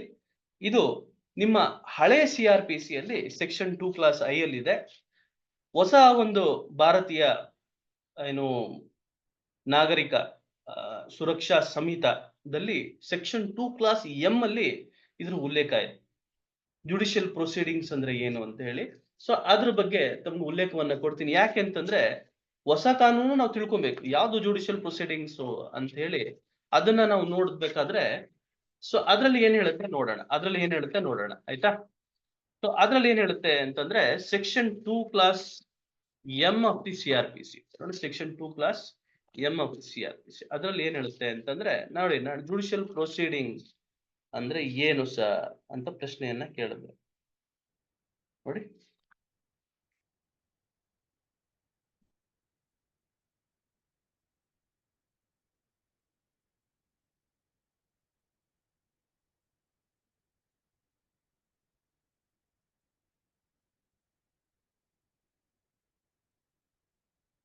includes any proceeding in the course of which evidence is or may be legally taken on oath ಅಂತ ಹೇಳ್ತಾರೆ. ಇಲ್ಲಿ ಯಾವುದೇ ಬದಲಾವಣೆ ಆಗಿರೋದಿಲ್ಲ ನೋಡಿ. ಹೊಸದ್ರಲ್ಲೂ ಮತ್ತೆ ಹಳೇದ್ರಲ್ಲಿ ಯಾವುದೇ ಬದಲಾವಣೆ ಆಗಿರೋದಿಲ್ಲ.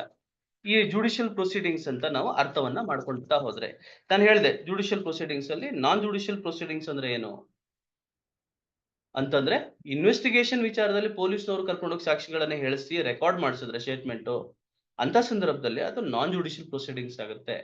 ಟೇಕನ್ ಆನ್ ಓತ್, ಅಲ್ಲೂ ಓತ್ ಅನ್ನ ತಗೊಂತಾರ ಅವ್ರು, ಬಟ್ ಆದ್ರೆ ಅದು with respect to the police investigation ಅದು ಆಗ್ತದೆ.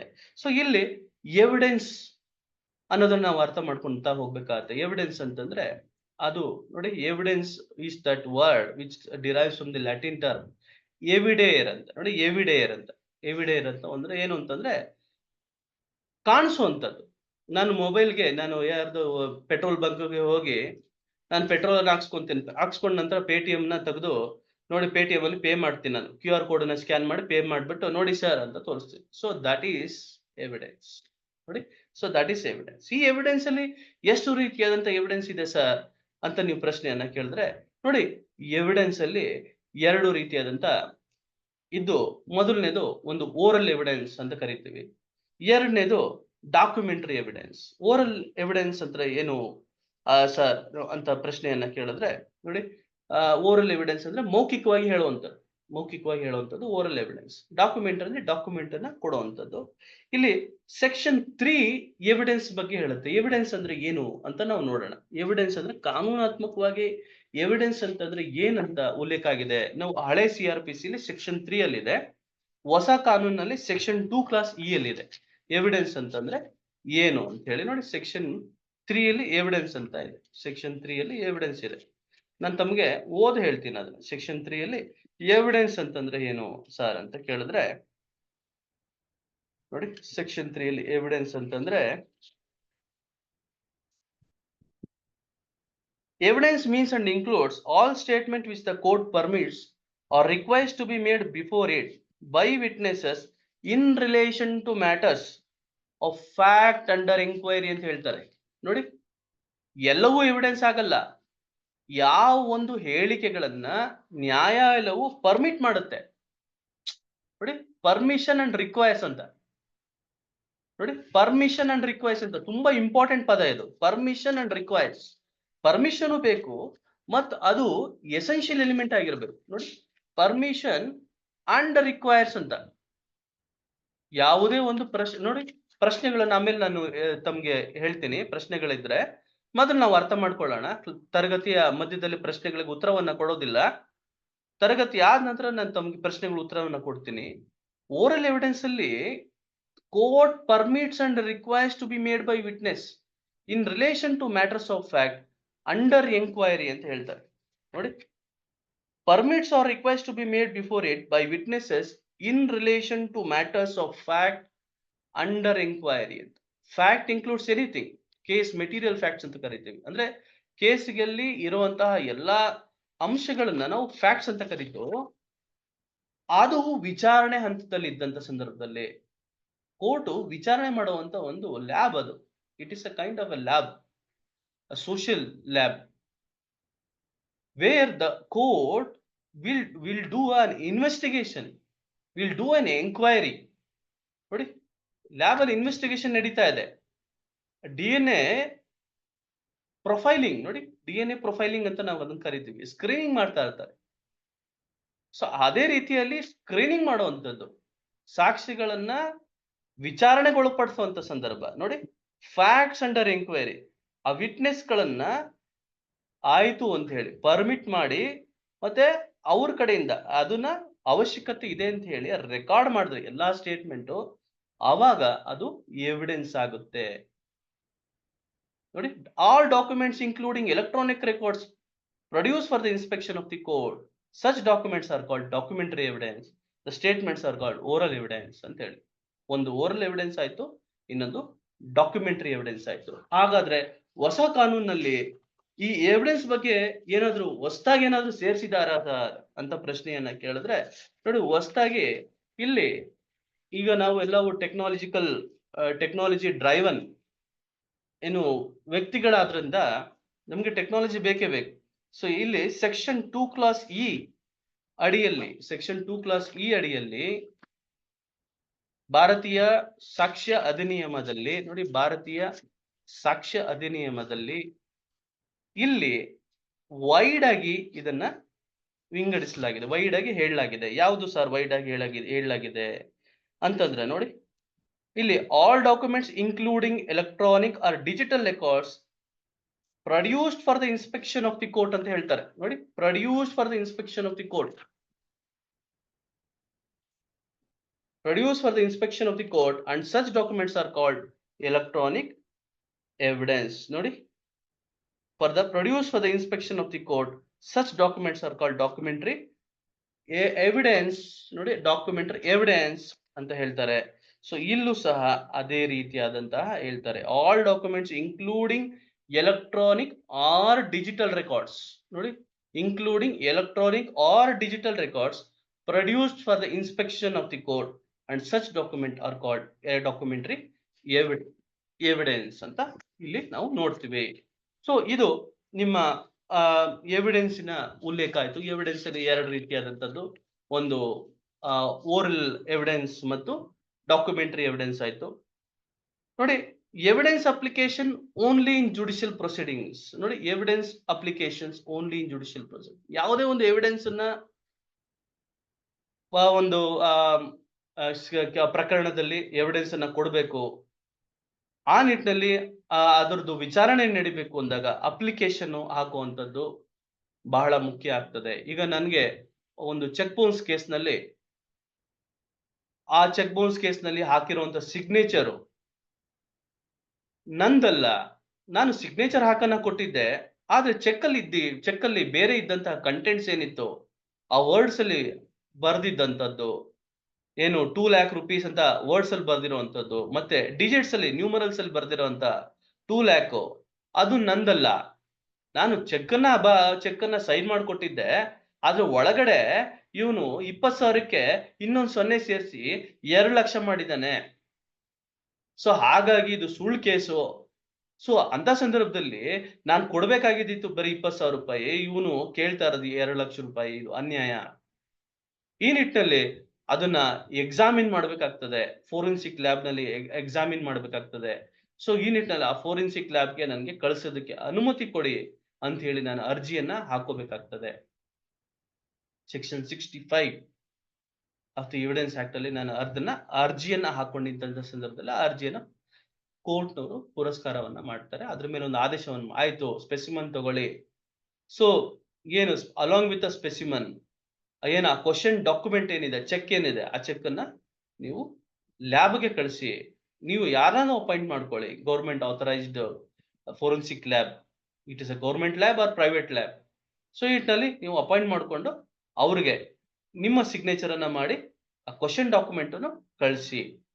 ಅಲ್ಲಿ ಅವರು ಹ್ಯಾಂಡ್ ರೈಟಿಂಗ್ ಅನಾಲಿಸಿಸ್ ಅನ್ನ ಮಾಡಿ, ಹ್ಯಾಂಡ್ ರೈಟಿಂಗ್ ಅನಾಲಿಸಿಸ್ ಅಲ್ಲಿ ರಿಪೋರ್ಟ್ ಅನ್ನ ಕೊಡ್ತಾರೆ.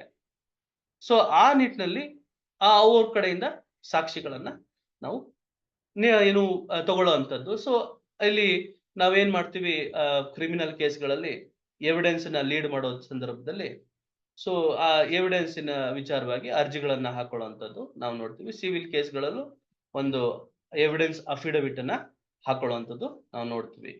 ಸೊ ಇಲ್ಲಿ ಕ್ಲಾಸಿಫಿಕೇಶನ್ ಆಫ್ ಎವಿಡೆನ್ಸ್ ಅಂತ ಬಂದಾಗ ನಾವು ಅಲ್ಲಿ ಭಾಗವನ್ನ ನೋಡಿದ್ವಿ. ಎವಿಡೆನ್ಸ್ ಅಲ್ಲಿ ಮುಖ್ಯವಾಗಿ ಓರಲ್ ಎವಿಡೆನ್ಸ್ ಮತ್ತು ಡಾಕ್ಯುಮೆಂಟರಿ ಎವಿಡೆನ್ಸ್ ಅಂತ ಬಂತು.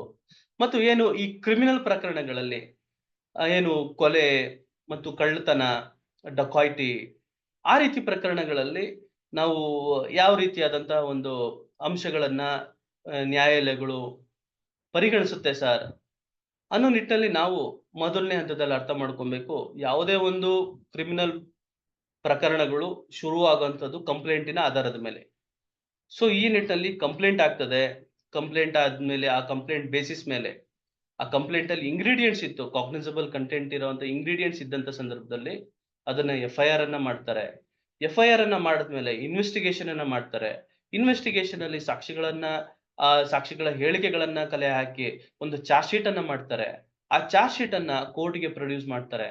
ಆ ಸಂದರ್ಭದಲ್ಲಿ ಆ ವ್ಯಕ್ತಿಗೆ ಏನು ಕಸ್ಟಡಿಲಿದ್ದಂತ ಸಂದರ್ಭದಲ್ಲಿ ಬೇಲನ್ನ ಮಾಡುವಂಥದ್ದು ಅಥವಾ ಬೇಲನ್ನು ತಿರಸ್ಕಾರ ಮಾಡುವಂಥದ್ದು ಆಗ್ತದೆ. ತದನಂತರ ಕೋರ್ಟ್ಗೆ ಬಂದಂತ ಸಂದರ್ಭದಲ್ಲಿ ಅಲ್ಲಿ ಕೇಸ್ ಓಪನ್ ಅಪ್ ಆಗ್ತದೆ. ಕೇಸ್ ಓಪನ್ ಅಪ್ ಆಗಿ ಎವಿಡೆನ್ಸ್ ಅನ್ನ ಮಾಡುವಂತ ಸಂದರ್ಭದಲ್ಲಿ ಆ ಎವಿಡೆನ್ಸ್ ನ ಯಾರು ಆ ಪ್ರಾಸಿಕ್ಯೂಷನ್ ಎವಿಡೆನ್ಸ್ ಅನ್ನ ಏನೆಲ್ಲ ಸಾಕ್ಷಿಗಳು ಪೊಲೀಸರು ಮಾಡಿದ್ದಾರೆ, ಕಲೆ ಹಾಕಿದ್ದಾರೆ, ಆ ನಿಟ್ಟಿನಲ್ಲಿ ಆ ಎವಿಡೆನ್ಸ್ ಗಳನ್ನ ಎಕ್ಸಾಮಿನ್ ಮಾಡ್ಲಾಗುತ್ತೆ. ಆ ಎವಿಡೆನ್ಸ್ ಗಳನ್ನ ಮತ್ತೆ ಪರಿಶೀಲನೆ ಮಾಡ್ಲಿಕ್ಕೆ ಅಕ್ಯೂಸ್ಡ್ ಪರ ಲಾಯರ್ಗೆ ಒಂದು ಅವಕಾಶವನ್ನ ಕೊಡಲಾಗುತ್ತೆ. ಅವನು ಅದು ಕ್ರಾಸ್ ಎಕ್ಸಾಮಿನೇಷನ್ ಮಾಡ್ತಾನೆ. ಕ್ರಾಸ್ ಎಕ್ಸಾಮಿನೇಷನ್ ಮಾಡಿ ಆ ನಿಜಾಂಶವನ್ನ ತರಲಿಕ್ಕೆ ಸಾಕಷ್ಟು ಪ್ರಯತ್ನವನ್ನ ಮಾಡಲಾಗುತ್ತೆ. ಅಲ್ಲಿ ಕಾಂಟ್ರಡಿಕ್ಷನ್ಸು, ಒಮಿಷನ್ಸು, ಅನೋಮಲೀಸು ಎಕ್ಸಾಜರೇಷನ್ಸ್ ಎಲ್ಲ ಒಂದು ಅಂಶಗಳನ್ನ ಅವನು ಬಯಲಿಗೆ ಹೇಳಿತಾನೆ. ಬಯಲಿಗೆ ಹೇಳೋದು, ತದನಂತರ ಅಲ್ಲಿ ಏನಾದರೂ ಇನ್ಕ್ರಿಮಿನೇಟಿಂಗ್ ಎವಿಡೆನ್ಸಸ್ ಇದ್ರೆ ಆ ಎವಿಡೆನ್ಸಸ್ ಅನ್ನ 313 ಸ್ಟೇಟ್ಮೆಂಟ್ ಅಂತ ಹೇಳಿ ಅವನು ಕೇಳಲಾಗುತ್ತೆ. ಅವನಿಗೆ ಒಂದು ಅವಕಾಶವನ್ನ ಕೊಡ್ತಾರೆ. ನಿಂದೇನಾದ್ರೂ ಎವಿಡೆನ್ಸ್ ಇದ್ರೆ ನೀನು ಕೊಡ್ರಿ ಅಂತ ಹೇಳಿ ಅವನ ಎವಿಡೆನ್ಸ್ ಅನ್ನ ಲೀಡ್ ಮಾಡ್ತಾನೆ. ತದನಂತರ ಆರ್ಗ್ಯುಮೆಂಟ್ ಮಾಡಲಾಗುತ್ತೆ, ಜಡ್ಜ್ಮೆಂಟ್ ಅನ್ನ ಮಾಡಿ ಅವನು ತಪ್ಪು ಮಾಡಿದಾನೆ ಅನ್ನೋ ಕೋರ್ಟ್ ತೀರ್ಮಾನಕ್ಕೆ ಬರ್ತದೆ. ಇಲ್ಲ ತಪ್ಪು ಮಾಡಿಲ್ಲ ಅನ್ನೋ ಕೋರ್ಟ್ ತೀರ್ಮಾನ ಮಾಡುವಂತ ಸಂದರ್ಭದಲ್ಲಿ ಅವನಿಗೆ ಶಿಕ್ಷೆಯನ್ನು ವಿಧಿಸುವಂತದ್ದು ಅಥವಾ ಅವನ್ನ ಬಿಡುಗಡೆ ಮಾಡಿ ಕಳಿಸುವಂತದ್ದು ನಾವು ಕ್ರಿಮಿನಲ್ ಪ್ರಕರಣಗಳಲ್ಲಿ ನೋಡ್ತೀವಿ. ಸೊ ಈ ನಿಟ್ಟಿನಲ್ಲಿ ನಾವು ಈ ನಾನು ಹೇಳ್ತಾ ಇದ್ದೆ, ಏನ್ ಹೇಳ್ತಾ ಇದ್ದೆ ಅಂತಂದ್ರೆ ನೋಡ್ರಿ ಕ್ರಿಮಿನಲ್ ಪ್ರಕರಣಗಳು ಇತ್ಯರ್ಥ ಆಗೋದು ಸಾಕ್ಷಿಗಳ ಹೇಳಿಕೆ ಮೇಲ್ರಿ. ಸಾಕ್ಷಿಗಳ ಮೇಲೆ ಕ್ರಿಮಿನಲ್ ಕೇಸ್ ನಿಂತಿರುತ್ತೆ ಅಂತ ಹೇಳ್ತಾ ಇದ್ದೆ. ಸೊ ಈ ನಿಟ್ಟಿನಲ್ಲಿ ಎವಿಡೆನ್ಸ್ ನಲ್ಲಿ ಎಷ್ಟು ತರ ಭಾಗಗಳಿದಾವ್ ಸರ್ ಅಂದ್ರೆ ಯಾವ್ಯಾವೆಲ್ಲ ವಿಟ್ನೆಸ್ ಗಳನ್ನ ನಾವು ನೋಡ್ತೀವಿ ಸರ್ ಅಂತಂದ್ರೆ, ಮೊದಲನೇದಾಗಿ ಎವಿಡೆನ್ಸ್ ಗಳಲ್ಲಿ ಡೈರೆಕ್ಟ್ ಎವಿಡೆನ್ಸ್ ಅಂತ ನಾವು ನೋಡ್ತೀವಿ ಅಥವಾ ಸರ್ಕಮ್ಸ್ಟೆನ್ಷಿಯಲ್ ಎವಿಡೆನ್ಸ್ ಅಂತ ನಾವು ನೋಡ್ತೀವಿ. Direct evidence and circumstantial evidence ಅಂತ. ಡೈರೆಕ್ಟ್ ಎವಿಡೆನ್ಸ್ ಅಂತಂದ್ರೆ ಆ ಒಂದು ಘಟನೆಯನ್ನ ಕಣ್ಣಾರೆ ನೋಡಿರ್ತಾನೆ. ಸೊ ಅವನು ಅದಕ್ಕೆ ಸಾಕ್ಷಿಯಾಗಿರ್ತಾನೆ. ಎ ಬಿ ಅನ್ನೋ ವ್ಯಕ್ತಿಯನ್ನ ಕೊಲೆ ಮಾಡ್ತಾ ಇರ್ತಾನೆ. ಆ ಕೊಲೆ ಮಾಡುವಂತದನ್ನ ಸಿ ಅನ್ನೋ ವ್ಯಕ್ತಿ ನೋಡಿರ್ತಾನೆ. ಅಂತ ಸಂದರ್ಭದಲ್ಲಿ ಅವನು ಡೈರೆಕ್ಟ್ ವಿಟ್ನೆಸ್ ಆಗಿರ್ತಾನೆ ಅಥವಾ ಐ ವಿಟ್ನೆಸ್ ಆಗಿರ್ತಾನೆ ಅಥವಾ ಅದನ್ನ ಆ ಒಂದು ಹೇಳಿಕೆ ಅಥವಾ ಆ ಒಂದು ಸಾಕ್ಷ್ಯವನ್ನ ನಾವು ಡೈರೆಕ್ಟ್ ಎವಿಡೆನ್ಸ್ ಅಂತ ಕರಿತೀವಿ. ಸೊ ಎ ಬಿ ಅನ್ನ ಕೊಲೆ ಮಾಡ್ತಾನೆ. ಕೊಲೆ ಮಾಡಿ ಒಂದು ರೋಡ್ನಲ್ಲಿ ನಡ್ಕೊಂಡ್ ಬರ್ತಾ ಇರ್ತಾನೆ. ಅವನ ಕೈಲಿ ಕತ್ತಿ ಇರುತ್ತೆ, ಆ ಚಾಕು ಇರ್ತದೆ, ಅವನ ಶರ್ಟ್ ಮೇಲೆ ಬ್ಲಡ್ ಆಗಿರುತ್ತೆ. ಸೊ ಅದೇ ಜಾಗದಲ್ಲಿ ಓಡೋಗಿ ನೋಡಿದ್ರೆ ಅಲ್ಲೊಬ್ಬ ವ್ಯಕ್ತಿ ಕೊಲೆಯಾಗಿ ಬಿದ್ದಿರ್ತಾನೆ. ಸೊ ಅಂತ ಸಂದರ್ಭದಲ್ಲಿ ಅವನ ಆ ಕತ್ತಿಗೆ ಏನು ಆ ಚಾಕು ರಕ್ತಮಯವಾಗಿರುವಂತಹ ಚಾಕು, ರಕ್ತಮಯವಾಗಿರುವಂತಹ ಶರ್ಟು ಮತ್ತೆ ಆ ನಡ್ಕೊಂಡ್ ಬರುವಂತ ಏನು ಆ ದಿಕ್ಕಿನಲ್ಲಿ ಒಂದು ವ್ಯಕ್ತಿಯ ಶವ ಎಲ್ಲವೂ ಏನ್ ಹೇಳ್ತಾ ಇರುತ್ತೆ ಅಂದ್ರೆ ಇದೇ ವ್ಯಕ್ತಿ ಕೊಲೆ ಮಾಡಿದಾನೆ,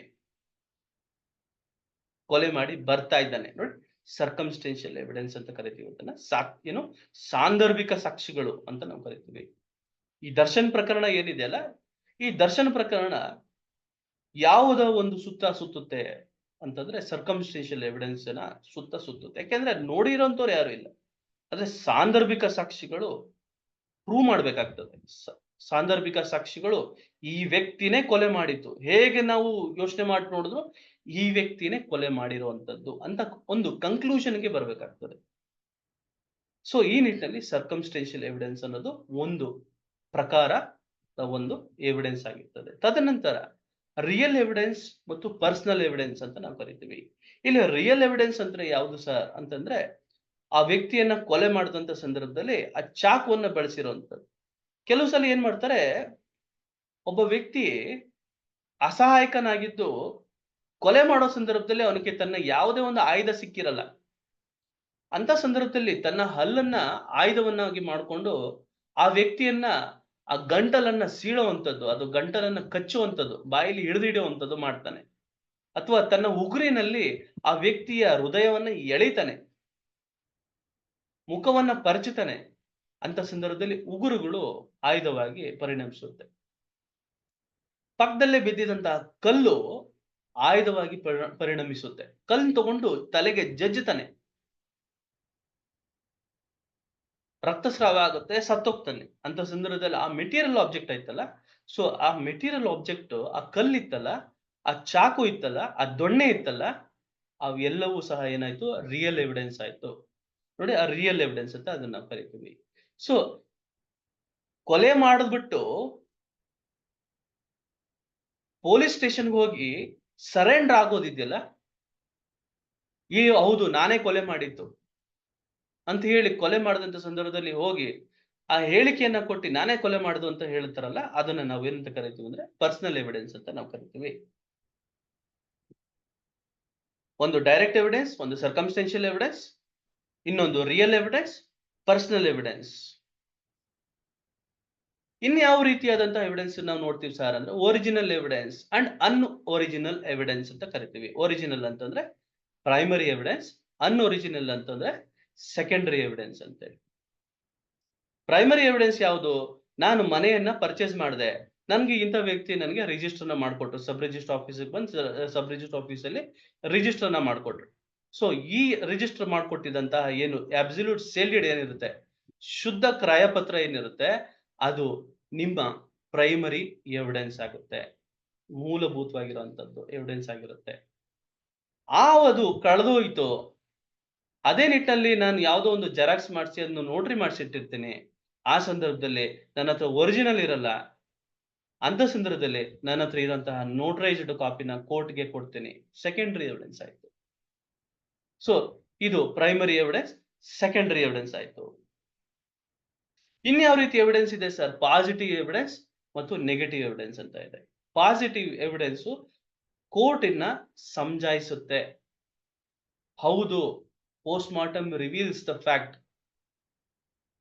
that the death of the person, the cause of the death of the person is due to homicide by killing. There are several stab injuries ಅಂತ, ಕತ್ತಿಯಿಂದ ಹಿರಿದಿರುವಂತದ್ದು, ಡ್ರ್ಯಾಗರ್ ಅಲ್ಲಿ ಚುಚ್ಚಿರುವಂತದ್ದು ಎಲ್ಲವೂ ಪೋಸ್ಟ್ ಮಾರ್ಟಮ್ ನಲ್ಲಿ ಆಟೋಪ್ಸಿಯಲ್ಲಿ ಬರೆದಿರ್ತಾರೆ, ಆಟೋಪ್ಸಿ ರಿಪೋರ್ಟ್ ನಲ್ಲಿ ಅದನ್ನ ಉಲ್ಲೇಖವನ್ನು ಮಾಡೋದು positive evidence. Negative evidence court ಅದನ್ನ ಪರಿಗಣಿಸೋದಿಲ್ಲ, ನೆಗೆಟಿವ್ ಎವಿಡೆನ್ಸ್ ಅನ್ನ ಪರಿಗಣಿಸಲ್ಲ. ಯಾಕೆ ಅಂತಂದ್ರೆ ಅದು ಅಸ್ಪಷ್ಟತೆಯಿಂದ ಕೂಡಿರ್ತದೆ, ಅದನ್ನ ನಂಬಕ್ಕೆ ಆಗ್ತಾ ಇರಲ್ಲ. ಅಂತ ಸಂದರ್ಭದಲ್ಲಿ ಅದು ನೆಗೆಟಿವ್ ಎವಿಡೆನ್ಸ್ ಆಯ್ತು. ಈ ಎವಿಡೆನ್ಸ್ ಆಧಾರದ ಮೇಲೆ, ಎವಿಡೆನ್ಸ್ಗಳ ಆಧಾರದ ಮೇಲೆ ಕೇಸನ್ನ ಇತ್ಯರ್ಥಪಡಿಸುವಂತ ನಿಟ್ಟಿನಲ್ಲಿ ಕೇಸನ್ನ ಆ ಒಂದು ಹೊಣೆಯನ್ನ ಯಾರ ಮೇಲೆ ಇರ್ತದೆ ಅಂತ ನಮಗೆ ನಾವು ಪ್ರಶ್ನೆಯನ್ನ ಹಾಕೊಂಡಾಗ ನೋಡಿ, ಅದನ್ನ ನಾವು ಕಾನೂನಿನ ಭಾಷೆಯಲ್ಲಿ ಬರ್ಡನ್ ಆಫ್ ಪ್ರೂಫ್ ಅಂತ ನಾವು ಕರಿತೀವಿ. ಬರ್ಡನ್ ಆಫ್ ಪ್ರೂಫ್ ಅಂತ ಸಿವಿಲ್ ಕೇಸ್ಗಳಲ್ಲಿ ಯಾರು ದಾವೆಯನ್ನ ಹಾಕಿರ್ತಾರೆ ಅವ್ರಿಗೆ ಬರ್ಡನ್ ಆಫ್ ಪ್ರೂಫ್ ಇರ್ತದೆ. ಸಿವಿಲ್ ಕೇಸಲ್ಲಿ ಯಾರು ದಾವೆಯನ್ನ ಹಾಕಿರ್ತಾರೆ ಅವ್ರಿಗೆ ಬರ್ಡನ್ ಆಫ್ ಪ್ರೂಫ್ ಇರ್ತದೆ, ಅವ್ರು ಹೊಣೆ ಇರ್ತದೆ. ಅವನು ಡಾಕ್ಯುಮೆಂಟ್ಸ್ ಎಲ್ಲ ಹಾಕ್ಬೇಕು. ನನ್ನ ತಾತನ ಆಸ್ತಿ ಇದು, ನಾನು ಮೊಮ್ಮಗನೇ ಇದ್ದೀನಿ ಅಂದ್ರೆ ನಾನು ವಂಶವೃಕ್ಷವನ್ನ ಕೊಡ್ಬೇಕಾಗ್ತದೆ ಕೋರ್ಟ್ಗೆ, ನಾನು ಆ ಕುಟುಂಬದ ಸದಸ್ಯ ಅನ್ನೋದನ್ನ ಪ್ರೂವ್ ಮಾಡ್ಕೊಬೇಕಾಗ್ತದೆ. ಈ ನಿಟ್ಟಿನಲ್ಲಿ ತನ್ನ ತಾತ ವಿಲ್ ಮಾಡಿದ್ದ ಅಂತ ಹೇಳಿದ್ರೆ ಆ ವಿಲ್ ಅನ್ನ ಪ್ರೊಡ್ಯೂಸ್ ಮಾಡ್ಬೇಕಾಗ್ತದೆ. RTCRS ಅಲ್ಲಿ ಓಡ್ತಾ ಇದೆ ಅದನ್ನ ಕೊಡ್ಬೇಕಾಗ್ತದೆ. ಟ್ಯಾಕ್ಸ್ ಅನ್ನ ಕಟ್ತಾ ಇದ್ದೀನಿ ಅಂತ ಹೇಳಿದ್ರೆ ಟ್ಯಾಕ್ಸ್ ರೆಸಿಪ್ಟ್ಸ್ ಅನ್ನ ಕೊಡ್ಬೇಕಾಗ್ತದೆ. ನಾನು ಸ್ವಾಧೀನದಲ್ಲಿ ಇದ್ದೀನಿ ಅಂತಂದ್ರೆ ಸ್ವಾಧೀನದಲ್ಲಿ ಇರೋದಕ್ಕೆ ಏನಾದ್ರೂ ದಾಖಲೆಗಳಿದ್ರೆ ಕೊಡ್ಬೇಕಾಗ್ತದೆ. ನಾನು ಆ ತೋಟದಲ್ಲಿ ನಾನು ಅಡಿಕೆ ಸಸಿಯನ್ನ ನೆಟ್ಟಿದ್ದೀನಿ, ತೆಂಗಿನ ಸಸಿಯನ್ನ ನೆಟ್ಟಿದ್ದೀನಿ, ಅದಕ್ಕೇನೋ ಸಂಬಂಧಪಟ್ಟಂತ ಬಿಲ್ಗಳನ್ನ ಕೊಡ್ಬೇಕಾಗ್ತದೆ. ಆ ಸಂದರ್ಭದಲ್ಲಿ ಕೋರ್ಟ್ ಹೌದು ನೋಡಿ ಎಲ್ಲಾ ಸಾಕ್ಷಿಗಳನ್ನ ಪರಿಗಣಿಸಿದಾಗ ಪ್ರಾಬಬಿಲಿಟಿ ಬರ್ತದೆ, ಹೌದು ಮಾಡಿರುವಂತ ಚಾನ್ಸಸ್ ಇದೆ, ಇವ್ರದ್ದು ಇದೇ ಪ್ರಾಪರ್ಟಿ ಇರೋ ತರ ಕಾಣುತ್ತೆ ಅಂತ ಹೇಳಿ ಒಂದು ಪ್ರಾಬಬಿಲಿಟಿ ಫ್ಯಾಕ್ಟರ್ ಮೇಲೆ ನೋಡಿ, ಪ್ರಿಪಾಂಡರೆನ್ಸ್ ಆಫ್ ಪ್ರಾಬಬಿಲಿಟಿ ಅನ್ನೋ ತತ್ವದ ಅಡಿಯಲ್ಲಿ ಸಿವಿಲ್ ಕೇಸ್ ಇತ್ಯರ್ಥಗೊಳ್ಳುತ್ತೆ. ಪ್ರಿಪಾಂಡರೆನ್ಸ್ ಆಫ್ ಪ್ರಾಬಬಿಲಿಟಿ ಹೆಂಗ್ ನೋಡಿದ್ರು, ಯಾವ ಆಂಗಲ್ ಇಂದ ನೋಡಿದ್ರು ದಾಖಲೆಗಳು ಮಾತಾಡ್ತಾ ಇರ್ತವೆ, ದಾಖಲೆಗಳು ಹೇಳ್ತಾ ಇರ್ತವೆ ಈ ಪ್ರಾಪರ್ಟಿ ಇವ್ರದ್ದು ಅಂತ ಹೇಳ್ತಾ ಇರ್ತವೆ. ಅಂತ ಸಂದರ್ಭದಲ್ಲಿ ಕೋರ್ಟು ಆ ದಾಖಲೆಗಳನ್ನ ಆಧಾರದ ಮೇಲೆ ಸಿವಿಲ್ ಪ್ರಕರಣಗಳನ್ನ ಇತ್ಯರ್ಥಗೊಳಿಸ್ತಾರೆ ನೋಡಿ.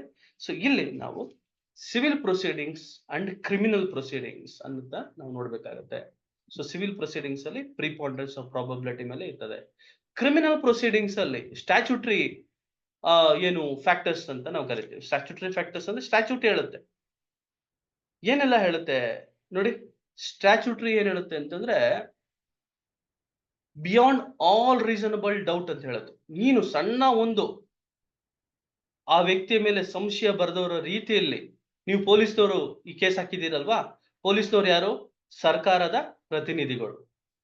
ಸೊ ಸರ್ಕಾರ ಪ್ರತಿನಿಧಿಗಳು ಪೊಲೀಸರು ಆಗಿರೋದ್ರಿಂದ ಪೊಲೀಸ್ನವ್ರು ಬಂದು ಕೋರ್ಟ್ ನಲ್ಲಿ ಮಾಡೋದಿಲ್ಲ. ಪೊಲೀಸವ್ರ ಪರವಾಗಿ ಸ್ಟೇಟ್ ಪರವಾಗಿ ಡಿಪಾರ್ಟ್ಮೆಂಟ್ ಆಫ್ ಪ್ರಾಸಿಕ್ಯೂಷನ್ ಅವರು PPN ಅಪಾಯಿಂಟ್ ಮಾಡಿರ್ತಾರೆ, ಒಂದು ಗೌರ್ಮೆಂಟ್ ಲಾಯರ್ ಅನ್ನು ಇಟ್ಟಿರ್ತಾರೆ. ಆ ಗೌರ್ಮೆಂಟ್ ಲಾಯರು ಕೇಸನ್ನ ಎಸ್ಟಾಬ್ಲಿಷ್ ಮಾಡ್ತಾರೆ. ಸೊ ಅವರ ಮೇಲೆ ಆ ಬರ್ಡನ್ ಆಫ್ ಪ್ರೂಫ್ ಇರ್ತದೆ. So in criminal cases burden of proof lies upon prosecution. The prosecution has to establish the case. The prosecution has to establish the guilt of an accused person. So guilt ಅನ್ನ establish ಮಾಡಬೇಕು. Prosecution ಅವರು. So ಆ ನಿಟ್ಟಿನಲ್ಲಿ ಪೊಲೀಸ್ನವ್ರು ಏನೆಲ್ಲ ಸಾಕ್ಷಿಗಳನ್ನ ಕಲೆ ಹಾಕಿದ್ರು ಅದನ್ನೆಲ್ಲವೂ ಸಾಹೇಬರಿಗೆ ತೋರಿಸಿ. So judges play a very important role in judicial process, in dispensation of justice ಅಂತ, ಡೆಲಿವರಿ ಆಫ್ ಜಸ್ಟಿಸ್ ಅಂತ mechanism. Judges are the real players in a court case. Court ಕೇಸ್ಗಳಲ್ಲಿ ಜಡ್ಜಸ್ ಆರ್ ರಿಯಲ್ ಪ್ಲೇಯರ್ಸ್. ಅವರ ಮೇಲೆ ನಿಂತಿರುತ್ತೆ. ಅವರು ಹೇಗೆ ಸಮರ್ಪಕವಾಗಿ ಒಂದು ಸಾಕ್ಷ್ಯಗಳನ್ನ ಪರಿಶೀಲನೆ ಮಾಡುವಂತ ಒಂದು ಹೊಣೆಗಾರಿಕೆ ಜಡ್ಜಸ್ ಮೇಲೂ ಇರುತ್ತೆ. ಎಲ್ಲಾ ಸಾಕ್ಷ್ಯಗಳನ್ನು ಕೊಟ್ಟರೂ ಸಹ ಸರಿಯಾಗಿ ಅದನ್ನ ಪರಿಗಣಿಸದಲೇ ಇದ್ರೆ, ಪರಿಗಣನೆ ಮಾಡದಲೇ ಇದ್ರೆ ಅಲ್ಲಿ ಅನ್ಯಾಯ ಆಗ್ತದೆ ನೋಡಿ. ಸೊ ಇಲ್ಲಿ ಎಲ್ಲಾ ಸಂದರ್ಭದಲ್ಲೂ burden of proof and burden of evidence ಅಂತ ಮಾತಾಡಿದಾಗ ನೋಡಿ, ಬರ್ಡನ್ ಆಫ್ ಪ್ರೂಫ್ಸ್ ಅದು ಶಿಫ್ಟ್ ಆಗಲ್ಲ. ಕ್ರಿಮಿನಲ್ ಕೇಸಲ್ಲಿ burden of proof lies upon the prosecution, it never shifts. Virus in case of an adverse evidence ನೋಡಿ, ಬರ್ಡನ್ ಆಫ್ ಎವಿಡೆನ್ಸ್ ಅಂತ, burden of evidence shifts ಅಂತ. ಅಂದ್ರೆ ಉದಾಹರಣೆಗೆ ಒಬ್ಬ ಆರೋಪಿಯ ಮೇಲೆ ಒಂದು ಕೊಲೆ ಅಪರಾಧ, ಒಂದು ಆರೋಪ ಇದ್ದಂತ ಸಂದರ್ಭದಲ್ಲಿ ಆ ಕೊಲೆ ಆರೋಪ ಆ ವ್ಯಕ್ತಿ ಮೇಲೆ ಬಂದಂತ ಸಂದರ್ಭದಲ್ಲಿ ಅವನು ತನ್ನನ್ನ ತಾನು ಪ್ರೂವ್ ಮಾಡ್ಕೋಬೇಕಾಗ್ತದೆ. ಏನು, ಆವತ್ತಿನ ಸಂದರ್ಭದಲ್ಲಿ ನಾನು ಅಲ್ಲಿ ಇರ್ಲಿಲ್ಲ ಸ್ವಾಮಿ, ನಾನು ಅವತ್ತಿನ ದಿವಸ ಹುಬ್ಳಿ ಧಾರವಾಡಲ್ಲಿ ಇದ್ದೆ. ಕೊಲೆ ಆಗಿರೋದಲ್ಲಿ ಬೆಂಗಳೂರಿನಲ್ಲಿ. ಹುಬ್ಳಿ ಧಾರವಾಡಕ್ಕೂ ಬೆಂಗಳೂರಿಗೂ ಎಷ್ಟು ಕಿಲೋಮೀಟರ್ ಅಂತರ ಇದೆ. ಅದೇ ಸಂದರ್ಭದಲ್ಲಿ ನಾನು ಅವತ್ತು ಒಂದು ಹೋಟೆಲ್ ನಲ್ಲಿ ತಂಗಿದ್ದೆ ನೋಡಿ, ಆ ಹೋಟೆಲ್ ನಲ್ಲಿ CCTV ತಾವು ಪರಿಗಣಿಸಬಹುದು ಅಂತ ಹೇಳಿ.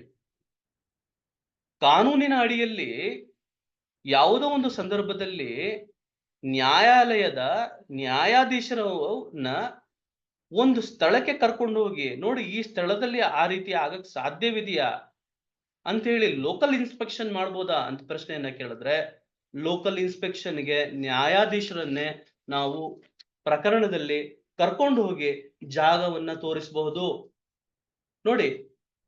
ಯಾವ ಒಂದು ಪ್ರಾವಿಷನ್ ಅಡಿಯಲ್ಲಿ ನ್ಯಾಯಾಧೀಶರನ್ನ ನಾವು ಕರ್ಕೊಂಡು ಹೋಗ್ಬೋದು ಅಂತ ಕೇಳಿದ್ರೆ ನೋಡಿ, section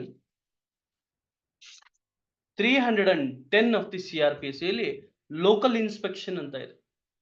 Any judge or magistrate may at any stage of any inquiry, trial or other proceeding, after due notice to the parties, visit and inspect any place in which an offence is alleged to have been committed, or any other place which it is in his opinion necessary to view for the purpose of properly appreciating the evidence given at such inquiry or trial, and shall without unnecessary delay record a memorandum of any relevant facts observed at such inspection.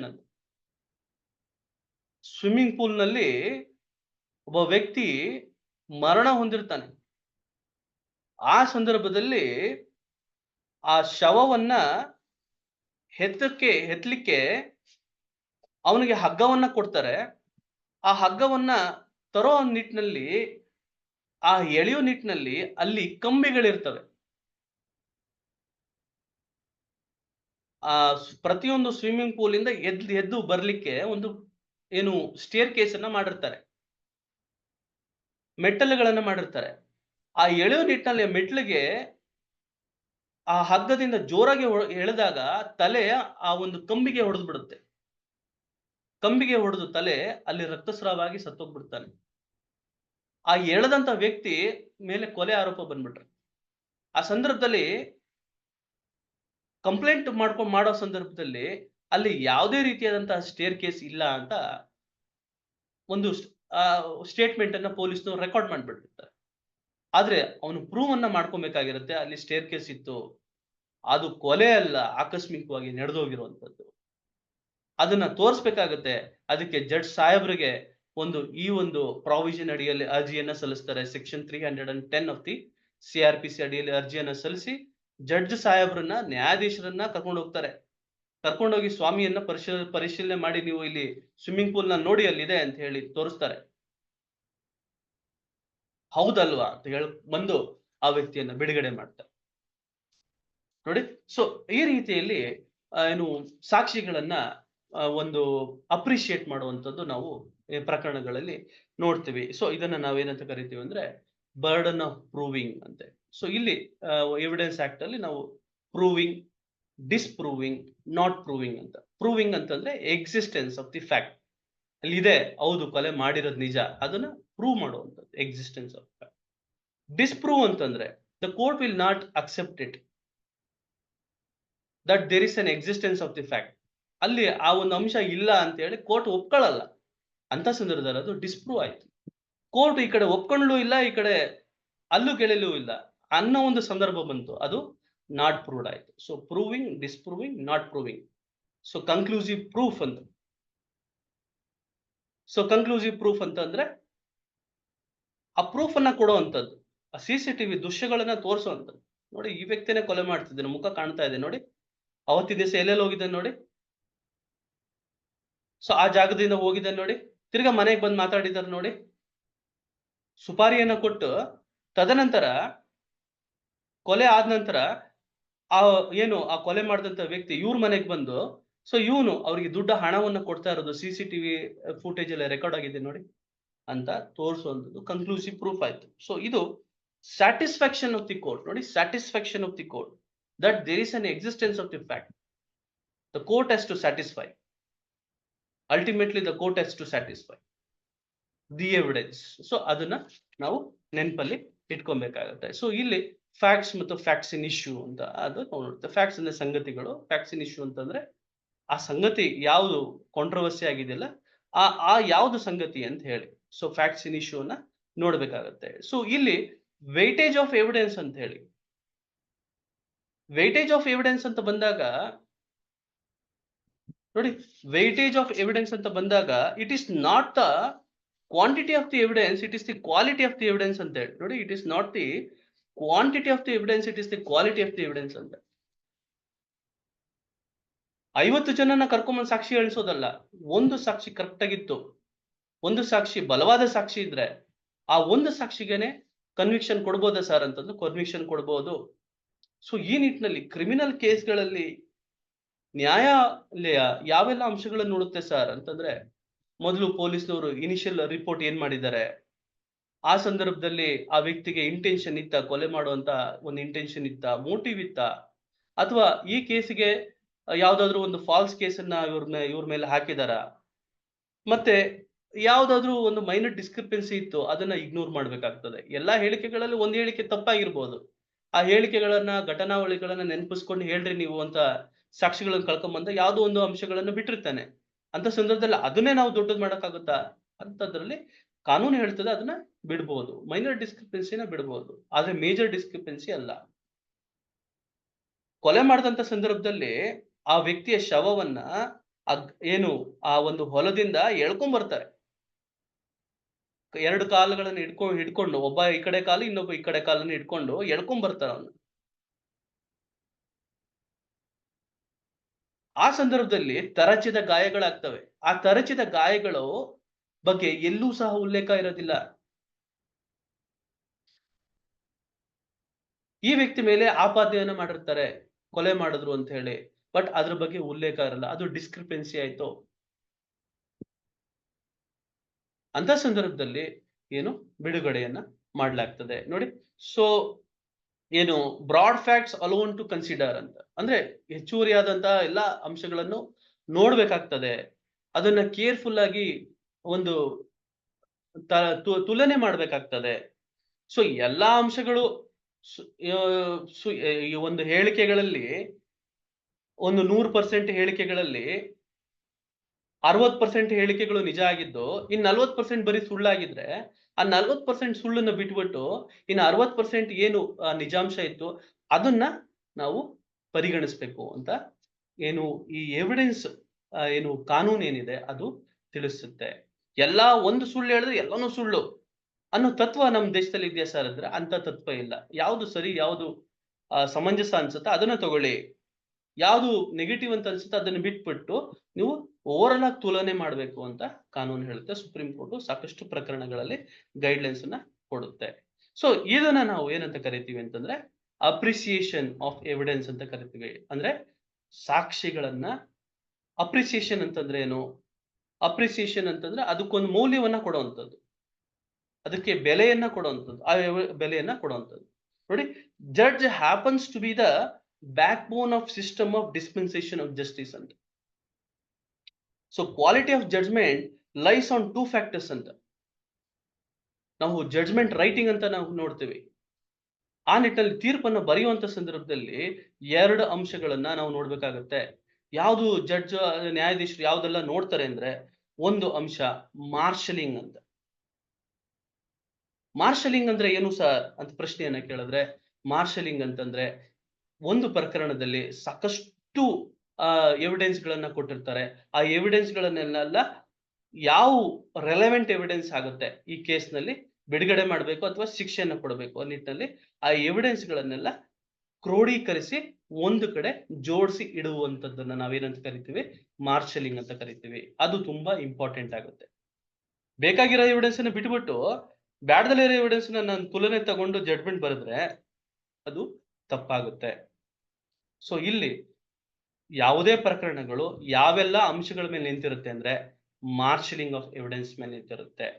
ಎರಡನೇದು appreciation of evidence ಅಂತ ನಾವು ಕರಿತೀವಿ. Sir, appreciation of evidence ಅಲ್ಲಿ ಏನು sir ಅಂತಂದ್ರೆ ನೀವು ಏನು ಹೇಳ್ಬೋದು ಸರ್ ಅಂತಂದ್ರೆ, ನೋಡಿ, ಮಾರ್ಷಲಿಂಗ್ ಅಂತಂದ್ರೆ ನಾನು ಹೇಳ್ತಾ ಇದ್ದೆ ನಿಮ್ಗೆ, ಅದು ಕ್ರೋಢೀಕರಿಸುವಂಥದ್ದು. ಸೊ ಆ ನಿಟ್ಟಿನಲ್ಲಿ ಈಗ ಒಬ್ಬ ವ್ಯಕ್ತಿ ಮೇಲೆ ರೇಪ್ ಮಾಡಿರುವಂತದ್ದು ಅಂತ ಸಂದರ್ಭದಲ್ಲಿ ನಾನು ರೇಪ್ ಮಾಡಕ್ ಸಾಧ್ಯನೇ ಇಲ್ಲ, ಯಾಕೆಂದ್ರೆ ನನ್ಗೆ ಆಲ್ರೆಡಿ 80 ವರ್ಷ ವಯಸ್ಸು. ಸೊ ನಾನು ಎದಳಕ್ಕೂ ಆಗಲ್ಲ, ಬೆಡ್ ರಿಡನ್ ಆಗಿದೆ, ನೋಡಿ ನಂದು ಮೆಡಿಕಲ್ ಸರ್ಟಿಫಿಕೇಟ್. ಇನ್ನು ನನ್ನ ಮೇಲೆ ಫಾಲ್ಸ್ ಕೇಸನ್ನ ಹಾಕಿದಾಳೆ ನನ್ನ ಸೊಸೆ. ನೋಡಿ, ಏಜ್ ಸರ್ಟಿಫಿಕೇಟ್ ನಾನು ಕೊಟ್ಟಿದ್ದೀನಿ, ಮೆಡಿಕಲ್ ಡಿಸೆಬಿಲಿಟಿ ಕೊಟ್ಟಿದ್ದೀನಿ. ಅಂತ ಸಂದರ್ಭದಲ್ಲಿ ಆ ಡಿಸೆಬಿಲಿಟಿ ಸರ್ಟಿಫಿಕೇಟ್ ಅನ್ನ ನೋಡುವಂಥದ್ದು ಏನಾಗ್ತದೆ ಅಂತಂದ್ರೆ ಅವಾಗ ನೋಡ್ಬೇಕಾಗ್ತದೆ. So examining the issue from following 5 angles ಅಂತ.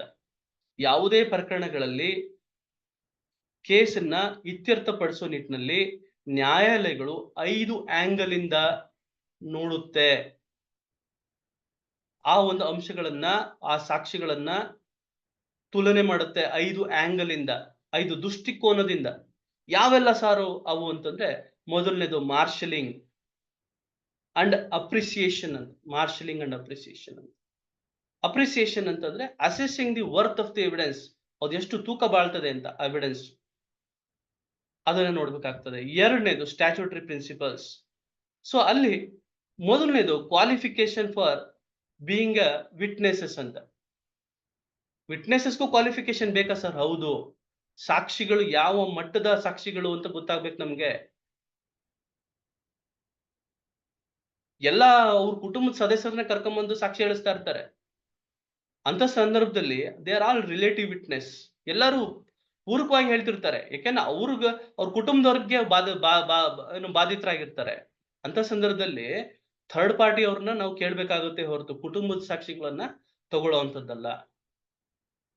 ಸೊ ಇಲ್ಲಿ ಅದನ್ನ ನೋಡ್ಬೇಕಾಗ್ತದೆ. ಕೆಲವು ಸಂದರ್ಭದಲ್ಲಿ ಸಾಕ್ಷಿಗಳಿಗೆ ಪ್ರಶ್ನೆಗಳು ಕೇಳಿದ್ರೆ ಕ್ರಾಸ್ ಎಕ್ಸಾಮಿನೇಷನ್ ಅಲ್ಲಿ ಉತ್ತರ ಹೇಳೋದಕ್ಕೆ ಅವ್ರಿಗೆ ಸಮರ್ಥರಾಗಿರಲ್ಲ.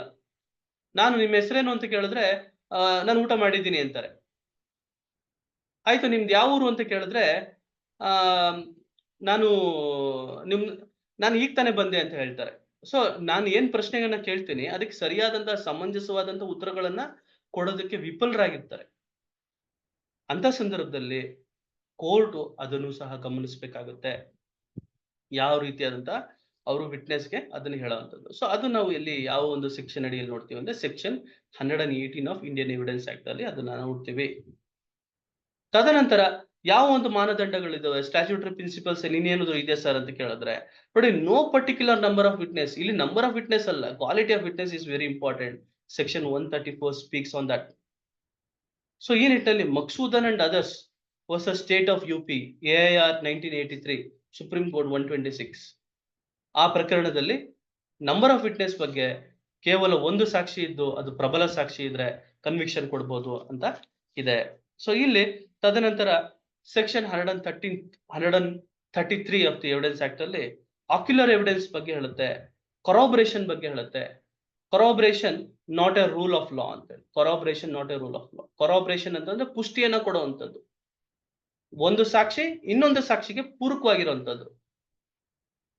ರೇಪ್ ಅಂಡ್ ಮರ್ಡರ್ ಮಾಡಿದ್ರು, ರೇಪ್ ಮಾಡಿದ್ರು ಮೊದಲು, ತದನಂತರ ಮರ್ಡರ್ ಮಾಡಿದ್ರು.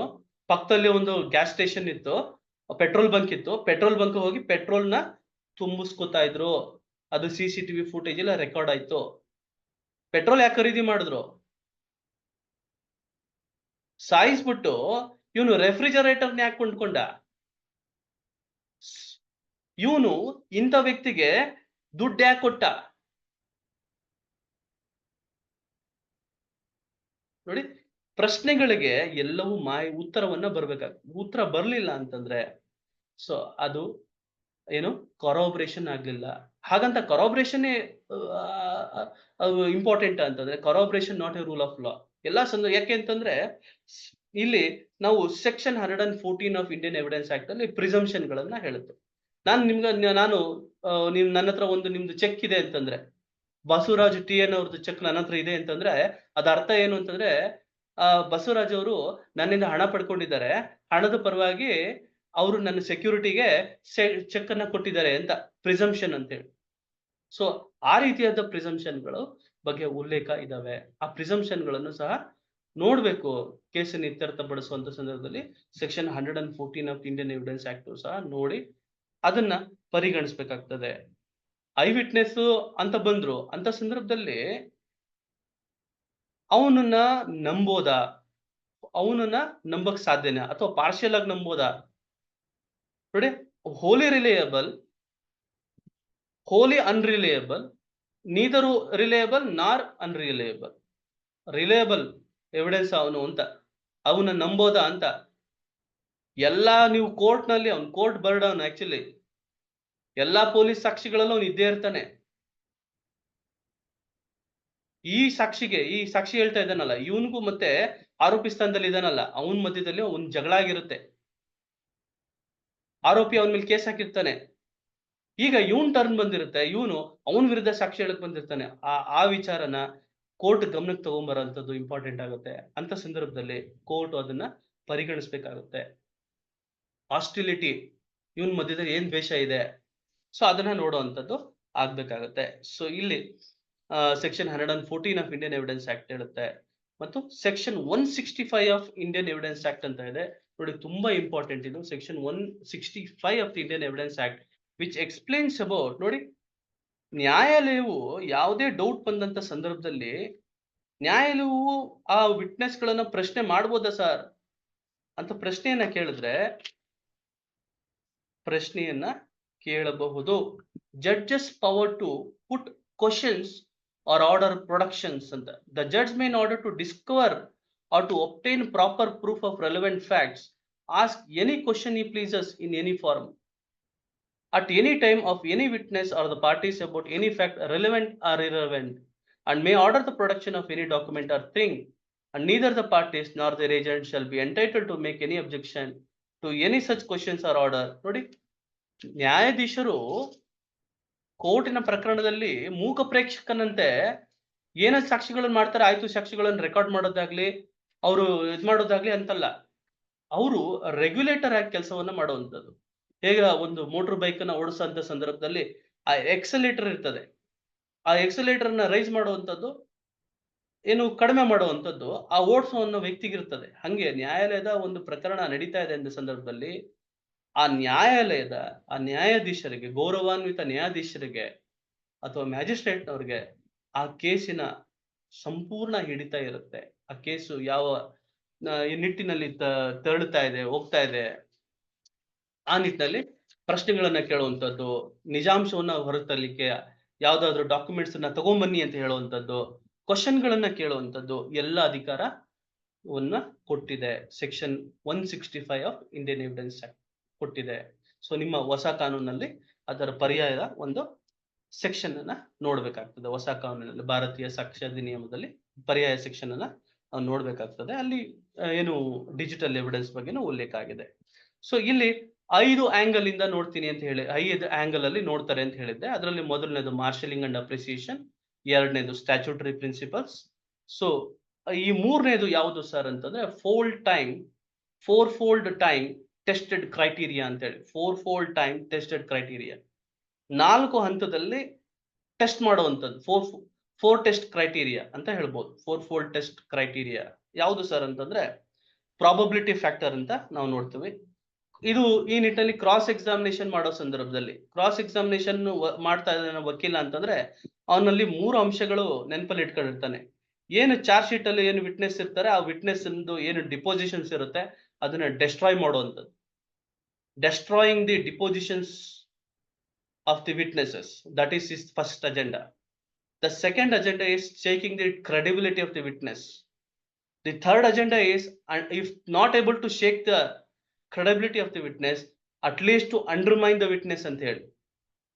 ಸ್ವಾಮಿ ಇವನು ಎಂತ ಕಳ್ಳ ಗೊತ್ತಾ ಸ್ವಾಮಿ, ಜೈಲ್ಗೆ ಹೋಗಿ ಬಂದಿರೋ ಸ್ವಾಮಿ ಇವನು ನೋಡಿ, ರೆಕಾರ್ಡ್ಸ್ ಇದೆ, ಪ್ರೀವಿಯಸ್ ಕನ್ವಿಕ್ಷನ್ ಆಗಿ ಇಂತ ಬಂದು ಸಾಕ್ಷಿ ಹೇಳ್ತಾ ಇದ್ದಾನೆ ಏನೋ ಆಗಲ್ಕಾಯಿ ಬೇವಿನಕಾಯಿ ಸಾಕ್ಷಿ ನಂಗೆ. ಅಂಡರ್ಮೈನಿಂಗ್ ದಿ ವಿಟ್ನೆಸ್. ಎಲ್ಲಿದ್ರಿ ನೀವು?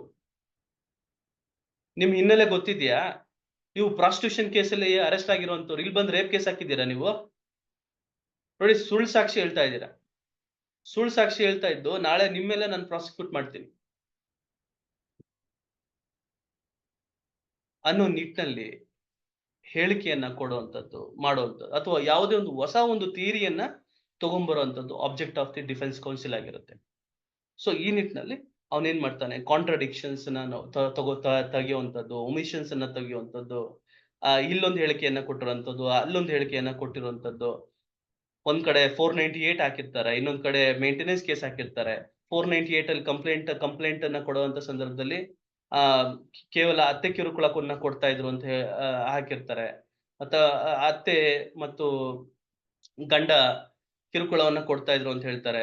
ಡಿ.ವಿ ಕೇಸಲ್ಲಿ ಕ್ರಾಸ್ ಎಕ್ಸಾಮಿನೇಷನ್ ಅಲ್ಲಿ ಇಸ್ಕೊಂಡಂತ ಸಂದರ್ಭದಲ್ಲಿ ಗಂಡ ಏನು ಕೊಡ್ತಾ ಇರ್ಲಿಲ್ಲ, ಆದ್ರೆ ಅತ್ತೆ ಮಾತ್ರ ಕಿರುಕುಳವನ್ನ ಕೊಡ್ತಾ ಇದ್ಲು ಅಂತ ಹೇಳ್ತಾರೆ. ಸೊ ಅಂತ ಸಂದರ್ಭದಲ್ಲಿ ಯಾವ್ದು ನಿಜ, ಯಾವ್ದು ನಿಮ್ಮ ಒಂದು ಮ್ಯಾರೇಜ್ ಬ್ರೇಕ್ಗೆ ಯಾವ್ದು ಮುಖ್ಯ ಕಾರಣ ಅಂತ ಕೇಳಿದ್ರೆ ಇಲ್ಲ, ಅತ್ತೆ ಕಿರುಕುಳ ಅಂತ ಹೇಳ್ತಾರೆ. ಹಾಗಾದ್ರೆ ಗಂಡ ಹೊಡಿತಾ ಇರ್ಲಿಲ್ವಾ? ಇಲ್ಲ ಅಂತ ಹೇಳ್ತಾರೆ. ನೋಡಿ, ಹಾಗಾದ್ರೆ ನೀವು ಅಲ್ಲಿ 498 ಅಲ್ಲಿ ಏನ್ ಅರ್ಥ ಹಾಕಿದ್ದೀರಾ? ಗಂಡನೂ ಹೊಡಿತಿದ್ದ, ದಿನಾನೂ ಹೊಡಿತಿದ್ದ, from the date of marriage till the date of dispute the husband used to beat every day ಅಂತ ಹೇಳ್ತಾ ಇದ್ದ, ಪ್ರತಿದಿನ ಕುಡ್ಕೊಂಬಂದು ಹೊಡಿತಿದ್ದ ಅಂತ ಹೇಳ್ತಿದ್ದ. ಸೊ ಈ ನಿಟ್ಟಿನಲ್ಲಿ ಏನು ಕಾಂಟ್ರಡಿಕ್ಷನ್ ಬರುತ್ತೆ, ಆ ಕಾಂಟ್ರಡಿಕ್ಷನ್ ತೋರಿಸಿ ಸಾಹೇಬ್ರಿಗೆ, ನೋಡಿ ಸ್ವಾಮಿ ಅಲ್ಲೊಂದ್ ಕಡೆ ಅಲ್ಲೊಂದ್ ತರ ಹೇಳ್ತಾರೆ, ಇನ್ನೊಂದ್ ತರ ಹೇಳ್ತಾರೆ, ಇನ್ನೊಂದ್ ಯಾವ್ದೋ ಕೇಸಲ್ಲಿ ಇನ್ನೊಂದ್ ತರ ಹೇಳಿದ್ದಾರೆ ಅಂತೆಲ್ಲ ತಗೊಂಬಂದ್ ತೋರಿಸಿ, ನೋಡಿ ಇವ್ರನ್ನ ನಂಬಕ್ಕಾಗತ್ತಾ ಅಂತ ಹೇಳಿ ಸೊ ಆ ಕೇಸನ್ನ ಅಲ್ಲಿ ನ್ಯಾಯವನ್ನ ಕೊಡ್ಸುವಂಥದ್ದು ನಾವು ನೋಡ್ತೀವಿ. ಸೊ ಇನ್ನೊಂದು ಇಂಟೆನ್ಷನ್ ಅನ್ನ ನೋಡುವಂಥದ್ದು ಅನಿಮಸ್ ಅಂತ ಹೇಳಿ ನಾನು ಹೇಳದ್ನಲ್ಲ, ಯಾವ್ದೋ ಒಂದು ವೈಮನಸ್ಯ ಇರ್ತದೆ, ಹಳೆ ದ್ವೇಷ ಇರ್ತದೆ. ಆ ಹಳೆ ದ್ವೇಷ ಇದ್ದಂತ ಸಂದರ್ಭದಲ್ಲಿ ನ್ಯಾಯಾಲಯಕ್ಕೆ ತರುವಂಥದ್ದು. ಡೆಮಿನರ್ ಆಫ್ ದಿ ವಿಟ್ನೆಸಸ್ ಅಂತ. ಡೆಮಿನರ್ ಆಫ್ ದಿ ವಿಟ್ನೆಸಸ್ ಮೀನ್ಸ್ ಏನು ಆ ಕೋರ್ಟ್ ಬಂದಂತ ಸಂದರ್ಭದಲ್ಲಿ ಆ ಒಂದು ಏನು ಬಾಧಿತ ವಿಕ್ಟಿಮ್ ಕಡೆಯಿಂದ ಬಂದಂತ ಯಾರೋ ಒಬ್ಬ ರಿಲೇಟಿವ್, ಫ್ಯಾಮಿಲಿ ರಿಲೇಟಿವ್ ಗೊಳೋ ಅಂತ ಹತ್ಬಿಡೋದು, ಬಾಕ್ಸಿಗೆ ಬತ್ತಿದಂಗೆ ತಲೆ ಸುತ್ತ ಬಿದ್ದೋಗುವಂತ ನಾಟಕವನ್ನ ಆಡುವಂಥದ್ದು, ಕೈಕಾಲೆಲ್ಲ ಶೇಕ್ ಮಾಡುವಂಥದ್ದು, ಹೇಳ್ತಾ ಇರ್ಬೇಕಾದ್ರೆ ತೊದರ್ಸುವಂಥದ್ದು, ಅಥವಾ ಹೇಳಿಕೆಯನ್ನ ಕ್ರಾಸ್ ಎಕ್ಸಾಮಿನೇಷನ್ ಅಲ್ಲಿ ಯಾವ್ದೊಂದು ಪ್ರಶ್ನೆಗೆ ಉತ್ತರ ಕೊಡೋಕ್ಕಾಗ್ದಲ್ಲ ಇದ್ದಾಗ ಶೆಕೆ ನೀರು ಬರುವಂಥದ್ದು. ಆ ಸಂದರ್ಭದಲ್ಲಿ ಅದನ್ನೆಲ್ಲ ಗಮನಿಸಬೇಕು, ನ್ಯಾಯಾಧೀಶರು ಗಮನಿಸಿ ಕೇಸನ್ನ ಇತ್ಯರ್ಥವನ್ನ ಅದನ್ನ ನಾವು ನೆನಪಲ್ಲೇ ಇಟ್ಕೊಳ್ಳಬೇಕು. ಅಬ್ನಾರ್ಮಲ್ ಆರ್ ಅನ್ಸ್ಯಾಟಿಸ್ಫ್ಯಾಕ್ಟರಿ ಬಿಹೇವಿಯರಲ್ ಪ್ಯಾಟರ್ನ್ಸ್ ಅಂತ, ಬಿಹೇವಿಯರಲ್ ಟ್ರೈಟ್ಸ್ ಅಂತ. ಸೊ ಅದು ನೋಡುವಂಥದ್ದು. ತದನಂತರ ಏನು ನ್ಯಾಯಾಲಯ ಹೇಳುತ್ತೆ, 100 ವ್ಯಕ್ತಿಗಳಿಗೆ 100 ಅಪರಾಧಿಗಳಿಗೆ ಶಿಕ್ಷೆ ಆದ್ರೂ ಪರವಾಗಿಲ್ಲ, ಅದು ಒಬ್ಬ ನಿರಪರಾಧಿಗೆ ಶಿಕ್ಷೆ ಆಗ್ಬಾರ್ದು ಅಂತ.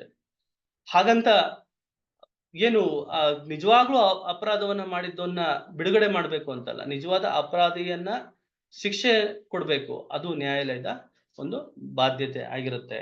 ಸೊ ಈ ನಿಟ್ಟಿನಲ್ಲಿ ಏನು ಪ್ರಿನ್ಸಿಪಲ್ಸ್ ಏನ್ ಹೇಳುತ್ತೆ, beyond reasonable doubt, so separating the grain from the chaff ಅಂತ ಹೇಳಿ. ಅಂತಂದ್ರೆ ಏನು ಎಲ್ಲಾ ಕೇಸ್ನಲ್ಲಿ ಬೇಡದಲ್ಲೇ ಇರೋದು, ಬೇಕಾಗಿರೋದು ಅಂತ ಎಲ್ಲ ಮಿಕ್ಸಪ್ ಆಗಿರೋದು. ಅಂತ ಸಂದರ್ಭದಲ್ಲಿ ಬೇಕಾಗಿರೋ ಅಂಶಗಳನ್ನ ಅದನ್ನ ಸಪರೇಟ್ ಮಾಡ್ಕೊಳ್ಳುವಂಥದ್ದು. ಮಾರ್ಷಲಿಂಗ್ ಮಾಡ್ಕೊಳ್ಳುವಂಥದ್ದು, ಅದನ್ನ ಮಾಡುವಂಥದ್ದು. ಸೊ ಆ ಪ್ರಕರಣಗಳಲ್ಲಿ ಏನು ಒಬ್ಬ ವ್ಯಕ್ತಿಗೆ ಯಾರು ತಪ್ಪು ಮಾಡಿರ್ತಾನೋ ಅವನಿಗೆ ಶಿಕ್ಷೆಯನ್ನ ಕೊಡುವಂಥದ್ದು, ಯಾರು ತಪ್ಪು ಮಾಡಿಲ್ಲ ಅನ್ನೋನ್ಗೆ ಅವನಿಗೆ ಬಿಡುಗಡೆ ಮಾಡುವಂಥದ್ದು ನ್ಯಾಯಾಲಯದ ಬಾಧ್ಯತೆ ಆಗಿರುತ್ತೆ. ಸೊ ಈ ನಿಟ್ಟಿನಲ್ಲಿ ಈ ಎಲ್ಲಾ ಅಂಶಗಳ ಆಧಾರದ ಮೇಲೆ ಅವನನ್ನ ಬಿಡುಗಡೆಗೊಳಿಸುವಂಥದ್ದು ಕ್ರಿಮಿನಲ್ ಪ್ರಕರಣಗಳಾಗಿರುತ್ತೆ. ಸಿವಿಲ್ ಪ್ರಕರಣಗಳಲ್ಲಿ ಪ್ರಿಪಾಂಡೆನ್ಸ್ ಆಫ್ ಪ್ರಾಬಬಿಲಿಟಿ ಆಧಾರದ ಮೇಲೆ ಅವನೇನು ಪ್ರಾಬಬಿಲಿಟಿ ಯಾರು ಹೆಚ್ಚು ದಾಖಲೆಗಳನ್ನು ಒದಗಿಸ್ತಾರೆ ಆ ದಾಖಲೆಗಳ ಆಧಾರದ ಮೇಲೆ ಏನು ಕೇಸನ್ನ ಇತ್ಯರ್ಥವನ್ನ ಗೊಳಿಸಬೇಕಾಗ್ತದೆ. ಈ ರೀತಿಯಾಗಿ ಏನು ಕೇಸ್ಗಳನ್ನ ಇತ್ಯರ್ಥವನ್ನ ಗೊಳಿಸ್ತಾರೆ. ನನ್ನ ಮೊದಲ ಪ್ರಶ್ನೆ ಏನಂತ ಹೇಳಿದ್ದೆ, ನ್ಯಾಯಾಲಯ ಪ್ರಕರಣಗಳನ್ನ ಹೇಗೆ ತೀರ್ಮಾನಿಸುತ್ತೆ ಗೊತ್ತಾ ಅಂತ ಪ್ರಶ್ನೆಯನ್ನ ಕೇಳಿದ್ದೆ. ಸೊ ಆ ಒಂದು ನಿಟ್ಟಿನಲ್ಲಿ ಈ ಹೇಳಿರುವಂತ ಎಲ್ಲಾ ಅಂಶಗಳು ಉತ್ತರವಾಗಿರುತ್ತೆ ಅಂತ ಹೇಳ್ತಾ, ಸೊ ಇವತ್ತಿನ ಒಂದು ತರಗತಿಯನ್ನ ನಾನು ನಿಲ್ಲಿಸ್ತಾ ಇದ್ದೀನಿ. ಧನ್ಯವಾದಗಳು.